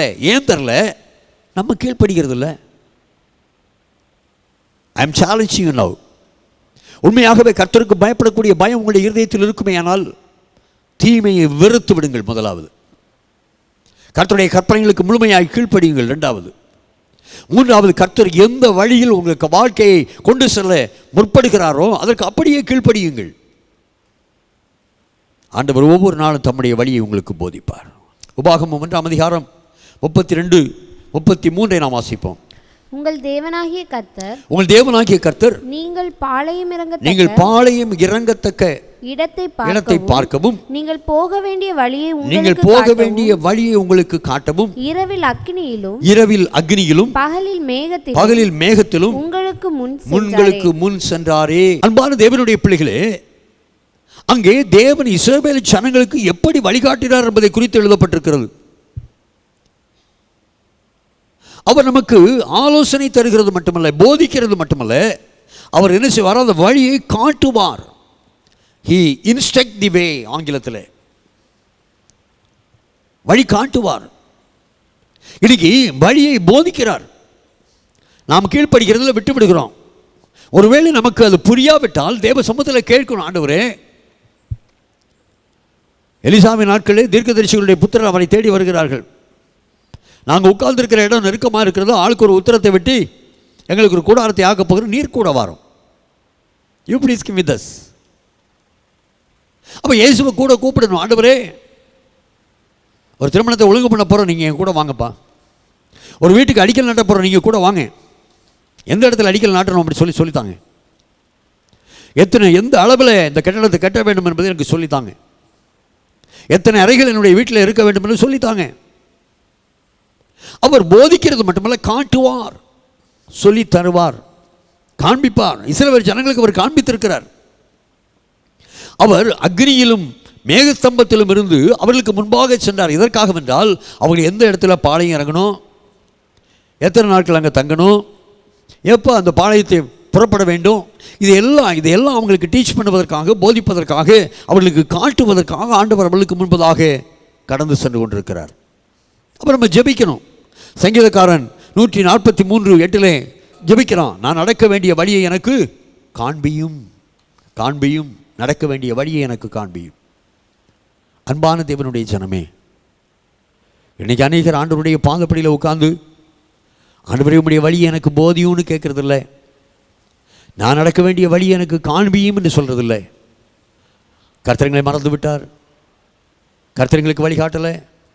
இந்த இக்கட்டான சூழ்நிலையில் ஆண்டவர் எங்களுடைய ஜெபத்தை கூட பதில் சொல்லலை. இப்படி அங்கலாய்க்கிறவங்க அநேகர் இருக்கிறாங்க. அன்பாய் கடிந்து புத்தி சொல்கிறேன், எனக்கு அன்பான தேவச்சனமே, தம்முடைய சொந்த குமாரன் என்று பாராமல் கல்வாரி சிலுவையிலே இயேசு கிறிஸ்துவையை உனக்காக அவர் தியாக பலியாய் ஒப்புக் கொடுத்தது உண்மையானால், உன்னிடத்தில் அதிகமான அன்பு தேவன் வைத்திருக்கிறார். நீ கஷ்டத்திலும் நெருக்கத்திலும் வாழ்வது உனக்கு கர்த்தருக்கு பிரியமானது அல்ல. நீ ஒருவேளை தண்ணீரை கடக்க வேண்டிய சூழ்நிலை வரலாம், ஆறுகளை கடந்து செல்ல வேண்டிய சூழ்நிலைகள் வரலாம், அக்னியின் ஊடே நடந்து செல்ல வேண்டிய சூழ்நிலை வரலாம். உண்மையாகவே கர்த்தருக்கு பயப்படக்கூடிய பயம் உன்னுடைய இருதயத்தில் இருக்குமே, ஆனால் கர்த்தர் உன்னோடு கூட இருந்து நீ போக வேண்டிய வழியை உனக்கு காட்டுவார். உன்னோடு கூட அவர் இருந்து நீ போக வேண்டிய வழியை உனக்கு போதிப்பார். ஆமென், ஹல்லேலூயா. அன்பான தேவனுடைய பிள்ளை, அது மட்டுமல்ல, அவர் ஆலோசனை தந்து நடத்துவார். இங்கே சொல்லப்பட்டிருக்கிறது, நான் உனக்கு போதித்து நீ நடக்க வேண்டிய வழியை உனக்கு காட்டுவேன், உண்மையில் என் கண்ணை வைத்து உனக்கு ஆலோசனை சொல்லுவேன். ஆலோசனை தருவார், ஆலோசனை தருவார். வாசிக்கலாம், ஒரு வசனத்தை நாம் வாசிக்க கேட்போம். யோபுவின் புத்தகம் 12ஆம் அதிகாரம் 13வது வாக்கியம். அவரிடத்தில் ஞானமும் வல்லமையும் எத்தனை அதிகமாய் இருக்கிறது. அவருக்குத்தான் ஆலோசனையும் புத்தியும் உண்டு. தேவன் தான் ஆலோசனை கர்த்தா, இயேசு தான் ஆலோசனை கர்த்தா என்று சொல்லி அழைக்கப்படுகிறார். தேவனை குறித்து யோபு சொல்லுகிறான், அவருக்குத்தான் ஞானம் இருக்கிறது, அவர் நல்ல ஒரு ஆலோசனை நமக்கு தர முடியும் என்று சொல்லுகிறார். எவ்வளவு படித்தாலும் எனக்கு மனுஷனுக்கு இருக்கிற ஞானத்தை காட்டிலும் கோடானு கோடி மடங்கு தேவன் ஞானம் உள்ளவர். ஹல்லேலூயா, ஹல்லேலூயா. பாருங்கள், உலகத்தை உருவாக்குவதில் அவருக்கு இருந்த ஞானம், நோவாவின் பேழையை உருவாக்குவதில் அவருக்கு இருந்த ஞானம், ஆசரிப்பு கூடாரத்தை உண்டாக்குவதில் அவருக்கு இருந்த ஞானம், கிறிஸ்து இயேசுவின் மூலம் உலகத்தை ரட்சிப்பதிலே அவருக்கு இருந்த ஞானம், பரலோகத்திலே பூலோகத்தின் மக்களை கொண்டு சென்று பரலோகத்தை நிரப்புவதிலே அவருக்கு இருக்கிற ஞானம், இவையெல்லாம் அளவிட முடியாதது. அன்பான தேவனுடைய பிள்ளைகளே, இந்த தேவனிடத்திலே நாம் ஆலோசனை கேட்க வேண்டும். அவரிடத்திலே ஆலோசனைகள் உண்டு. சங்கீதக்காரன் 16:4 சொல்கிறான், எனக்கு ஆலோசனை தந்த கர்த்தரை துதிப்பேன் என்று சொல்கிறான். சங்கீதக்காரனாகிய தாவீதுக்கு எப்பொழுதெல்லாம் ஆலோசனை தேவைப்பட்டதோ அப்பொழுதெல்லாம் கர்த்தர் அவனுக்கு ஆலோசனையை கொடுத்திருக்கிறார். எப்படி ஆபிரகாமுக்கு ஆலோசனை கொடுத்தாரோ, ஈசாக்குக்கு ஆலோசனை கொடுத்தாரோ, யாக்கோபுக்கு ஆலோசனை கொடுத்தாரோ, யோசேப்புக்கு ஆலோசனை, அதே போல் நம் ஒவ்வொருடைய வாழ்க்கையிலும் ஆண்டவர் ஆலோசனை தந்து நடத்த போதுமானவராக இருக்கிறார். ஹல்லேலூயா, ஹல்லேலூயா. நன்றாக கவனிக்க வேண்டும். எனக்கு அன்பான தேவனுடைய பிள்ளையே, கிறிஸ்து இயேசுவுக்குள்ளாக தேவன் நம்மை நேசிக்கிறார். நாம் கெட்டுப்போவது கர்த்தருக்கு பிரியமில்லை, நாம் தளர்ந்து போவதும் கர்த்தருக்கு பிரியமில்லை, நாம் விசுவாச வாழ்க்கையை விட்டு பின்மாறி போவதும் கர்த்தருக்கு பிரியமில்லை. இப்படிப்பட்ட இக்கட்டான சூழ்நிலையில், ஒருவேளை இப்படிப்பட்ட காலகட்டத்திலே தேவ ஆலோசனைக்காக நீங்கள் தேவ சமூகத்தில் நிற்பீர்களே ஆனால், உண்மையாகவே கர்த்தருக்கு பயப்படக்கூடிய பயம் உங்களுடைய இருதயத்தில் இருக்குமே ஆனால், ஆண்டவர் உங்களோடு கூட பேசுவார், உங்களோடு கூட இடைபடுவார், தமது ஆலோசனையை உங்களுக்கு போதிப்பார், நீங்கள் நடக்க வேண்டிய வழியை உங்களுக்கு காண்பிப்பார், உங்களுக்கு போதித்து ஆலோசனை சொல்லி உங்களை நடத்துவார். ஹல்லேலூயா. அப்படி தேவன் நம்மோடு கூட பேசும்போது நாம் செய்ய வேண்டிய காரியங்கள் என்ன, அது எப்படி நாம் சொந்தப்படுத்திக் கொள்வது, எப்படி? இன்னைக்கு அநேகருக்கு முடியலை. ஆபிரகாமோடு பேசினார், ஆபிரகாம் கீழ்ப்படிந்தார். பிரசங்கத்தை கேட்கிறோம், நமக்கு முழுமையாக கீழ்ப்படிய முடியலையே. ஏன் முடியலை? உலகத்தை கண்டு பயப்படுறோமா? நாம் செய்ய வேண்டிய காரியம் என்ன? சில காரியங்கள் உங்களுக்கு நான் விரைவாய் சொல்ல விரும்புகிறேன். நீதிமொழியின் புத்தகம் 7ஆம் அதிகாரம் 1-2 வாக்கியத்தை நாம் வாசிக்கலாம். நீதிமொழிகள் 7:1-2. என் மகனே, நீ என் வார்த்தைகளை காத்து என் கட்டளைகளை உன்னிடத்தில் பத்திரப்படுத்து. என் கட்டளைகளையும் என் போதகத்தையும் உன் கண்மணியைப் போல் காத்துக்கொள், அப்பொழுது பிழைப்பாய். இன்னைக்கு அநேகர் கர்த்தருடைய ஆலோசனைகளை கேட்கிறோம், ஜெபிக்கிறோம், ஆண்டவர் பேசுவதற்கு இடம் தருகிறோம், ஆனால் கர்த்தர் பேசின அந்த வார்த்தையை மறந்து விடுகிறோம். 2 நாட்கள் ஞாபகத்தில் இருக்கிறது, ஆண்டவர் விதமாக பேசினார், பிற்பாடு அது அப்படியே மறந்து விடுகிறோம். ஆனால் இங்கே சொல்லப்பட்டிருக்கிறது, அதை இருதயத்தில் பத்திரப்படுத்து. ஆண்டவர் உன்னோடு கூட பேசும்போது, உன்னுடைய வாழ்க்கையை குறித்த ஒரு திட்டத்தை வெளிப்படுத்தும் போது, உன்னுடைய குடும்பத்தை குறித்த ஒரு ரகசியத்தை வெளிப்படுத்தும் போது, உன்னுடைய பிள்ளைகளுடைய வருங்காலம் எவ்விதமாக அமைய வேண்டும் என்று சொல்லி ஆண்டவர் சொல்கிறாரோ அதை வெளிப்படுத்தும் போது, உனக்கு ஒரு வீடை கட்ட, ஒரு சபையை கட்ட, ஒரு ஊழியத்தை உருவாக்க அதுக்கான ஆலோசனைகளை தேவன் தரும்போது அதை அப்படியே உன்னுடைய இருதயத்தில் பத்திரப்படுத்து. இனி நம்ம 100 பேர்கிட்ட போய் சொல்லுவோம், கர்த்தர் என் கூட பேசினார். ஆனால் ஆண்டவர் சொன்ன அந்த வார்த்தைகளை, ஆண்டவர் நமக்கு கொடுத்த திட்டங்களை நம்முடைய இருதயத்தில் எத்தனை பேர் வைத்திருக்கிறோம்? சுதித்து பார்க்க வேண்டும்.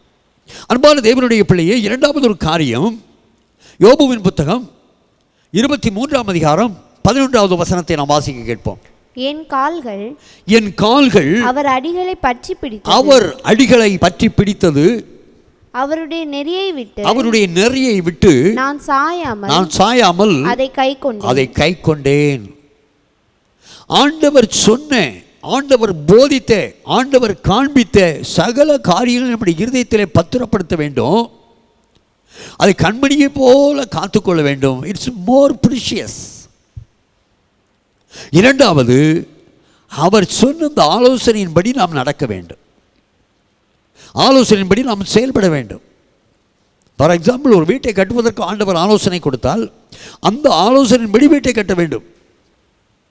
ஒருவேளை இன்ஜினியர் வேறு விதத்திலே சொல்லலாம், அல்லது இன்னொரு மனிதன் வேறு விதத்திலே சொல்லலாம். நாங்கள் ஆராதிக்கிற இந்த சபையை கட்டும்போது, சபை கட்டிடத்தை கட்டும்போது ஆண்டவர் அதற்கான பிரமாணத்தை கொடுத்தார், அளவை கொடுத்தார். 3 அடிக்கு ஒரு ஜன்னல் கதவு வைக்கும்படியாக ஆண்டவர் சொன்னார்.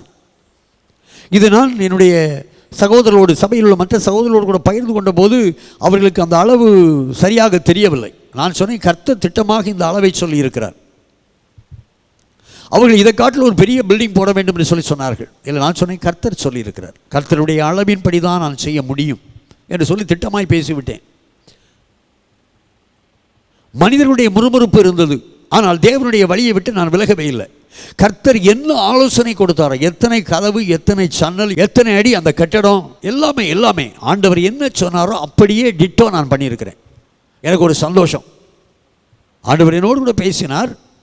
அது நான் என்னுடைய இதயத்தில் வைத்தது மட்டுமல்ல, இதயத்தில் வைத்துவிட்டு மனுஷ ஆலோசனைப்படி செயல்பட்டதல்ல. அதே ஆலோசனைக்கு மனுஷர்களை சம்மதிக்க வைத்து அதே மனுஷர்களை கொண்டு இந்த காரியத்தை நான் செய்து முடித்திருக்கிறேன். கர்த்தருக்கு ஸ்தோத்திரம். கர்த்தர் அதைத்தான் எதிர்பார்க்கிறார். இன்னைக்கு தேவ ஆலோசனை கேட்பது அல்ல, அது இதயத்தில் வைத்துக் கொள்வதல்ல, அதன்படி செய்ய வேண்டும். ஹல்லேலூயா, ஹல்லேலூயா. ஒரு குடும்பத்தை கட்டுவதில்லை, ஒரு வீட்டை கட்டுவதில்லை, ஒரு வாழ்க்கையை கட்டுவதில்லை, ஒரு தொழிலை செய்வதில்லை. தேவ ஆலோசனை வரும்போது அந்த ஆலோசனைக்கு நாம் அப்படியே கீழ்ப்படிய வேண்டும். மூன்றாவது நாம் செய்ய வேண்டிய காரியம் என்ன? ஏசாயா தீர்க்கதரிசனம் 30ஆம் அதிகாரம் 21வது வாக்கியம்.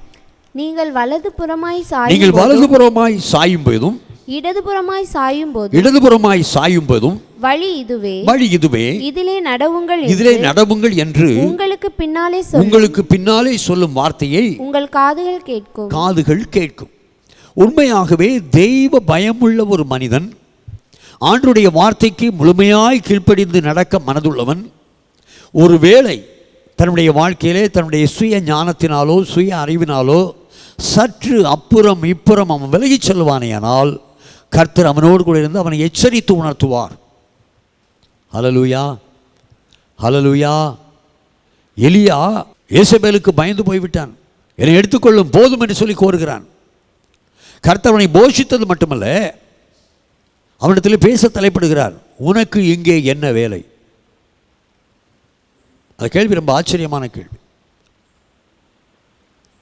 கேட்குறாரு, ஏன்டா வழி விலகி நிற்கிறேன், ஏன் பயந்து போய் நிற்கிறேன், உன் மேலே இருந்த அபிஷேகம் எங்கே, உனக்கு இருந்த வல்லமை எங்கே, உனக்கு நான் கொடுத்த ஞானம் எங்கே, ஏன் பயந்து போய் நிற்கிறேன்? ஆண்டவர் தட்டி உணர்த்துவார். அன்பான தேவனுடைய பிள்ளையே, சிந்தித்து பார்க்க வேண்டும். ஒவ்வொருடைய வாழ்க்கையில் உண்மையாகவே கர்த்தருக்கு பயப்படக்கூடிய பயம் நம்முடைய இருதயத்தில் இருக்கிறது. ஆண்டவருடைய வழிகளில் நம்ம நடக்க பிரியப்படுகிறோம். நிச்சயமாக அவர் போதிப்பார். ஒருவேளை ஏதோ ஒரு ஸ்டேஜில் ஒரு சின்ன டீவியேஷன் வந்தால் கூட ஆண்டவர் நம்மோடு கூட இருந்து பேசுவா. நீ வலதுபுறம் சாயிற, இடது பக்கம் சாயிற, நோ, என்னுடைய வழி இது, இதில் நட. அந்த ஜாக்கிரதையாக அந்த வார்த்தைகளுக்கு நாம் கீழ்ப்படியணும், கவனிக்கணும், ஆண்டவருடைய எச்சரிப்பை கவனிக்கணும். மூன்றாவது, நான்காவது செய்ய வேண்டிய காரியம் என்ன? நீதிமொழியின் புத்தகம் 4ஆம் அதிகாரம் 26வது வாக்கியம் நாம் வாசிக்கலாம். உன் கால்நடையை சீர்தூக்கி பார், உன் வழிகள் எல்லாம் நிலைவரப்பட்டிருப்பதாக. நீ நடக்கிற வழி சரிதானா அப்படின்னு சொல்லி ஒரு செல்ஃப் அனாலிசிஸ் அடிக்கடி என்ன செய்யணும்? செக் பண்ணிக்கணும்.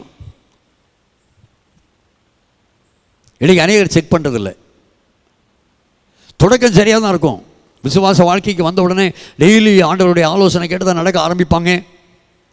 சில நாட்கள் போகும்போது போதகருடைய ஆலோசனையை கேட்க ஆரம்பிப்பாங்க. இல்லை, இன்னும் சில நாட்கள் போகும்போது சக விசுவாசினுடைய ஆலோசனையை கேட்க ஆரம்பிப்பாங்க. இல்லை, இன்னும் சில நாட்கள் போகும்போது நண்பர்களுடைய ஆலோசனையை கேட்டு நடக்க ஆரம்பிப்பாங்க. இன்னும் கொஞ்ச நாள் கழித்து தங்களுடைய சுய சிந்தனையின்படி நடக்க ஆரம்பித்து விடுவாங்க. ரட்சிக்கப்பட்ட புதுதில் ஆண்டவருடைய சமூகத்தில் அமர்ந்திருந்து காத்து கிடந்து அவருடைய ஆலோசனை கேட்டு நடந்த அநேகர் சில காலங்கள் செல்லும்போது தன்னுடைய சுயமாய் தனக்கு நலமாய் தோன்றுகிற வழியிலே நடப்பது உண்டு. இதுக்கு என்ன காரணம்? அவங்க தேவனுடைய வழியிலே நடக்கும்படியாக தீர்மானம் எடுத்தது மட்டும் போதாது, கர்த்தர் தங்களோடு கூட பேசும்போது அது அப்படியே மனதிலே பதித்தால் மட்டும் போதாது, ஆண்டவருடைய வழியிலே நடக்கணும். ஜஸ்ட் ஒரு சின்ன டீவியேஷன் வந்தால் கூட ஆண்டவருடைய எச்சரிப்பை கேட்டு நாம் நம்மை சரி செய்து கொள்ள வேண்டும். ஹல்லேலூயா, ஹல்லேலூயா. இப்படி நாம் செய்யும்போது முழுமையாகவே கர்த்தருடைய வழியிலே நாம் நடப்போம், கர்த்தருடைய கற்பனைகளை நாம் கைக்கொள்ளுவோம். எப்படிப்பட்ட சிச்சுவேஷனாக இருந்தாலும் சரி, ஆண்டவர் என் கூட இருக்கிறார் என்று சொல்லக்கூடிய நம்பிக்கை உண்டாகும். அவர் எனக்கு கண்ணை வைத்து ஆலோசனை கொடுக்கிறார், நான் நடக்க வேண்டிய வழியிலே நீ நடத்துகிறார், நான் சோர்ந்து போகும்போதெல்லாம் என்னுடைய வலங்கரத்தை பிடித்து தூக்கி நிறுத்துகிறார். இந்த மாதிரி ஒரு நம்பிக்கை நமக்குள்ளே வரும்போது சூழ்நிலையை கண்டு நம்ம பயப்பட மாட்டோம். செங்கடலை கண்டு மோசே பயப்படலை, யோர்தானை கண்டு யோசுவா பயப்படலை, எரியோவை கண்டு யோசுவா பயப்படலை. நன்றாக கவனிக்க வேண்டும் அன்பான தேவனுடைய பிள்ளையே. ஏனென்றால் அவர்களுக்கு ஒரு நம்பிக்கை இருந்தது, கர்த்தர் காண்பிக்கிற வழியிலே நாங்கள் சென்று கொண்டிருக்கிறோம். ஒருவேளை இந்த வழியிலே எதிராக கடலே வந்தாலும், செங்கடலே வந்தாலும், யோர்தானை வந்தாலும், எரிகோவை வந்தாலும் கர்த்தர் பார்த்துக் கொள்வார். அந்த நம்பிக்கை அவங்களுக்குள்ள இருந்ததுனால தான் அவங்க கர்த்தருடைய வழியிலே கடந்து சென்றார்கள். ஆண்டவர் அவர்களை நடத்துவதற்கு லகுவாக இருந்தது. இன்னைக்கு நம்ம அநேகர் விஞ்ஞானத்தோடு ஒப்பிட்டு பார்க்குற ஆண்டவருடைய வழியை, ஆண்டவர் சொல்லக்கூடிய ஆலோசனை நம்முடைய சக விசுவாசிகள் ஒத்துக்கொள்கிறார்களா என்று சொல்லி பார்க்கிறோம். ஒருவேளை ஞானம் நிறைந்த ஒரு போதகர் அதை குறித்து என்ன சொல்கிறார்னு சொல்லி அறிய முற்படுகிறோம். எல்லாரும் சரின்னு சொன்னால் ஆண்டவருடைய வார்த்தைக்கு நம்ம கீழ்ப்படுகிறோம். எல்லாரும் ஐயோ இது சரியில்லை, இந்த காலத்துக்கு அது ஒத்து வராது அப்படின்னு சொன்னால் நம்ம விட்டு விடுகிறோம். ஆனால் தேவனுடைய சமூகத்தில் காத்திருக்கிறோம். ஆனபடினால் தான் கர்த்தர் பேசுவதில்லை, ஆண்டவருடைய வழியை விட்டு தூரமாய் சென்று விடுகிறோம். நன்றாக கவனிக்க வேண்டும். வேதம் சொல்கிறது, அன்பான தேவனுடைய பிள்ளையே, ஆண்டவர் உன்னோடு கூட பேசுவது அந்த தருணங்களில் காத்திரு, ஆண்டவருடைய சமூகத்தில் தரித்திருந்து ஜெபி, தெய்வ பயத்தோடு கூட தீர்மானத்தோடு கூட தேவ பாத்திரம் உட்கார. ஆண்டவர் நீங்கள் எதை சொன்னாலும் நான் கேட்பேன், சொல்லு, நீ எந்த வழியை காண்பித்தாலும் நான் போவேன். வலதுபுறம் போக சொன்னால் வலது பக்கம் போகிறேன், இடது பக்கம் போக சொன்னால் இடது பக்கம் போகிறேன். தேவ சமூகத்தில் அறிக்கை பண்ணு. ஆண்டவர் பேசும்போது ஆண்டவர் காண்பிக்கிற அந்த வழியை, ஆண்டவர் பேசுகிற வார்த்தைகளை உன்னுடைய இதயத்தில் வைத்துக்கொள். அதன்படி உன்னுடைய வாழ்க்கையை அனுதினமும் ஆக்கிக்கொள். ஒருவேளை வலதுபுறம் இடதுபுறம் சற்று வித்தியாசப்படும் போது ஆண்டவர் எச்சரிக்கிறார் என்றால் உடனே அதுக்கு செபிசாய், உடனே கரெக்ட் பண்ணு. அடிக்கடி உன்னுடைய கால்நடையை சீர்தூக்கிப்பார். நான் போகிற பாதை சரிதானா, சரிதானா, சரிதானா? அன்பான தேவனுடைய ஜனமே, கல்தேயர் பட்டணத்திலிருந்து ஆபிரகாமை தேவன் அழைக்கிறார். தேவனுடைய திட்டம் அவன் கானானுக்கு செல்ல வேண்டும் என்பது. அவன் கானானுக்கு தான் சென்றான், எகிப்துக்கு போகலை. அப்போ அவனுடைய வழியில் அவன் எதற்கு கீழ்ப்படிந்தான்? ஆண்டவருடைய ஆலோசனைக்கு கீழ்ப்படிந்தான். கானான் எங்கே இருக்குன்னு ஒருவேளை அந்த வரைபடமெல்லாம் அவங்க கையில் இல்லை. வனாந்திரத்துக்கு அந்த பக்கம் கானான் இருக்குதுன்னு சொல்லி ஒரு எண்ணி இருக்கலாம். ஆனால் யார் கர்த்தர், யார் நான் வழிநடத்தினார்கள்? கர்த்தர் தான். இஸ்ரவேல் ஜனங்களை கானானுக்கு நேராக ஆண்டவர் நடத்தி கொண்டு இருக்கிறார். தெரியும், இப்போ சேட்டலைட் இல்லாத காலம் அது. சேட்டலைட் இருந்தால் அன்றைக்கி மேப்பில், கூகுள் மேப்பில் போய் கண்டுபிடிச்சிடலாம் கானான் எங்கே இருக்குது அப்படின்னு. எதுவுமே தெரியாது. ஆனால் அவங்க சக்ஸஸ்ஃபுல்லாக போய் சேர்ந்தாங்க, ரீச் ஆனாங்க. என்ன காரணம்? கர்த்தருடைய வழி. அதே போல் நம்முடைய வாழ்க்கையில் நமக்கு அடுத்து நம்ம செய்ய போவது என்ன என்பது நமக்கு தெரியாமல் இருக்கலாம். எந்த வழியாக செல்ல வேண்டும் என்று சொல்லக்கூடிய சிந்தனை அற்று இருக்கலாம், அறிவு இல்லாமல் இருக்கலாம். கர்த்தரை சார்ந்து கொண்டால் மட்டும் போதும், ஆண்டவருடைய வழிகளுக்கு கீழ்ப்படிய நாம் மனதாக இருந்தால் மட்டும் போதும், ஆண்டவருடைய வழிக்கு நாம் கீழ்ப்படிந்து அதை செய்ய நாம் முற்பட்டால் போதும், ஆண்டவர் நம்மை நிச்சயமாக ஆசீர்வதிப்பார். ஆண்டவர் நமக்கு தரக்கூடிய நன்மைகள் என்ன தெரியுமா? வாசிக்கலாம். சங்கீதம் 37:34 நாம் வாசிப்போம். நீ கர்த்தருக்கு காத்திருந்து, நீ கர்த்தருக்கு காத்திருந்து அவருடைய வழியை கைக்கொள், அவருடைய வழியை கைக்கொள். அப்பொழுது நீ பூமியை சுதந்தரித்துக் கொள்வதற்கு அவர் உன்னை உயர்த்துவார். இதிலே அவருடைய வழி என்பது அவருடைய கற்பனை, அவருடைய கட்டளை, ஒருவேளை உன்னுடைய தனிப்பட்ட வாழ்க்கையை குறித்து அவர் காண்பிக்கிற வழிகள் எதுவாக இருந்தாலும் சரி, தேவன் உனக்கு உணர்த்துகிற காரியத்தில் அப்படியே நீ கீழ்ப்படிய வேண்டும். கீழ்ப்படிந்தால் கர்த்தர் பூமியை சுதந்தரித்துக் கொள்வதற்கு உன்னை உயர்த்துவார். அப்படின்னு என்ன அர்த்தம்? பூமியில் உள்ள சகல ஆசீர்வாதங்களும் உனக்கு கிடைக்கும். ஆபிரகாமை கர்த்தர் அழைத்தார். ஆதியாகமம் 24:1 சொல்கிறது, கர்த்தர் ஆபிரகாமை சகல காரியத்திலும் ஆசீர்வதித்திருந்தார். பரதேசியாய் தன்னுடைய விசுவாச வாழ்க்கையை துவங்கினான். ஆனால் அவன் ஒரு செல்வ சீமானாய் வாழ்ந்தான் என்று சொல்லி வேதம் சொல்கிறது. பரதேசியாய் வாழ்ந்தவனே ஆண்டவர் கடைசி வரைக்கும் பரதேசியாக விடலை. ஏன் விடலை தெரியுமா? அவன் கர்த்தருடைய வார்த்தைக்கு முழுமையாக கீழ்ப்படிந்தான். கர்த்தர் காண்பிக்கிற வழியிலே செல்ல அவன் ஆயத்தமாக இருந்தான்.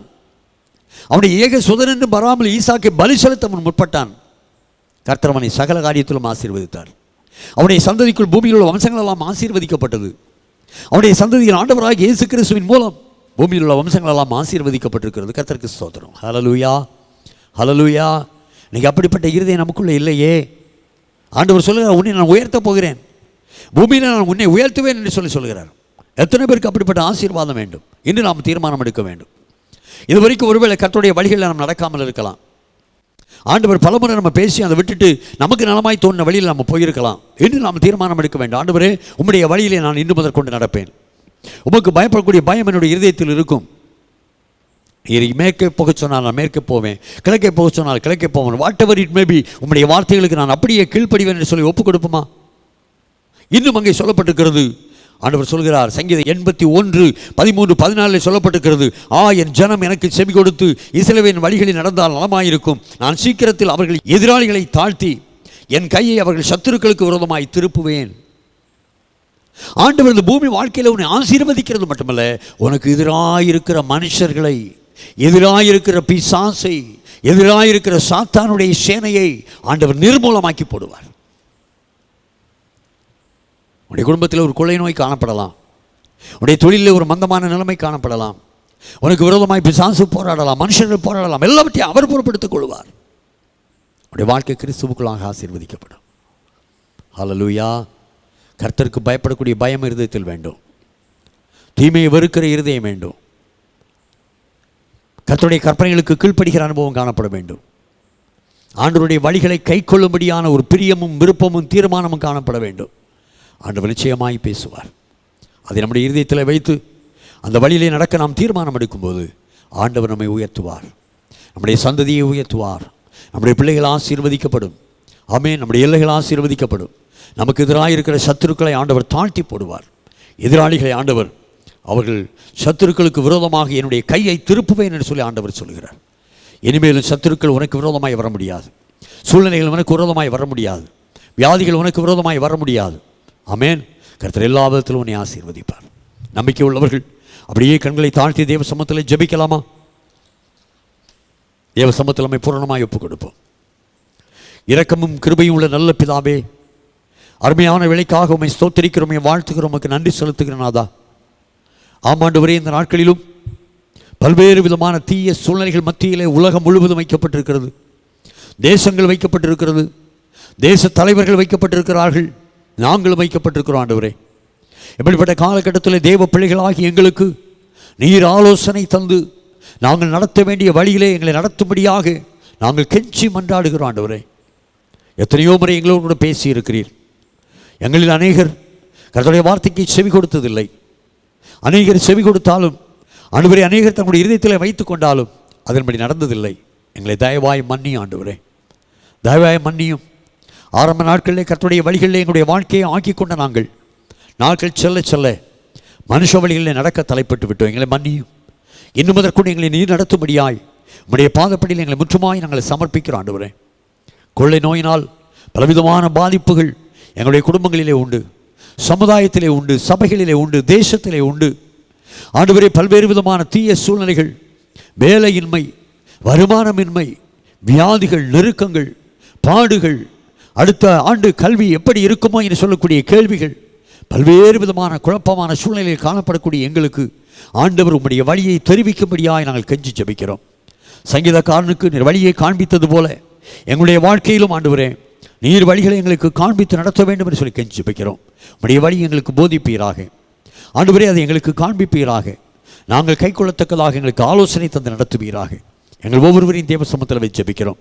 உம்முடைய வாக்குத்தத்தத்தின்படி ஆண்டவரே, யார் யார் என்று தேவ சமூகத்தில் தங்களை தாழ்த்தி ஒப்புக் கொடுக்கிறார்களோ, தேவனுடைய வழியிலே நடக்க தீர்மானம் எடுக்கிறார்களோ, அவர்களை கர்த்தர் ஆசீர்வதித்து உயர்த்த வேண்டும் என்று சொல்லி ஊழியக்காரன் ஜெபிக்கிறேன். அவருடைய எல்லைகள் ஆசீர்வதிக்கப்படட்டும், அவருடைய குடும்பங்கள் ஆசீர்வதிக்கப்படட்டும், அவருடைய பிள்ளைகள் ஆசீர்வதிக்கப்படட்டும், அவருடைய வருங்காலங்கள் கிறிஸ்துவுக்குள் ஆசீர்வதிக்கப்படட்டும். ஆண்டவரே, அவர்களுக்கு எதிராக இருக்கிற சத்துருடைய வல்லமைகள் நிர்மூலமாகட்டும், சத்துருக்கு விரோதமாய் ஆவியானவர் கொடியேற்றுவீராக. இப்படி நல்ல நாம மகிமைப்படட்டும் என்று சொல்லி நாங்கள் கெஞ்சுகிறோம். நீர் அப்படியே செய்ய போகிறீர். நமக்கு நன்றி. தொடர்ந்துள்ள காலங்கள் ஒரு ஆசீர்வாதத்தின் காலங்களாக விளங்கட்டும். எங்களுடைய தேசத்தில் இருக்கிற அந்த கொள்ளை நோயின் தாக்கம் எங்களுடைய தேசத்தை விட்டு விலகட்டும். நாங்கள் சுதந்திரமாய் கர்த்தரை ஆராதிக்கும்படியான சூழ்நிலை எங்களுக்கு உருவாக்கித்தார். தாழ்த்தி ஒப்படைக்கிறேன். அப்படியே செய்ய போகிறீர். நமக்கு நன்றி செலுத்துகிறோம். இயேசுவின் நாமத்தில் பிதாவே, ஆமேன், ஆமேன், ஆமேன். கர்த்தர் உங்களை ஆசீர்வதிப்பாராக. ஆமேன். God bless you.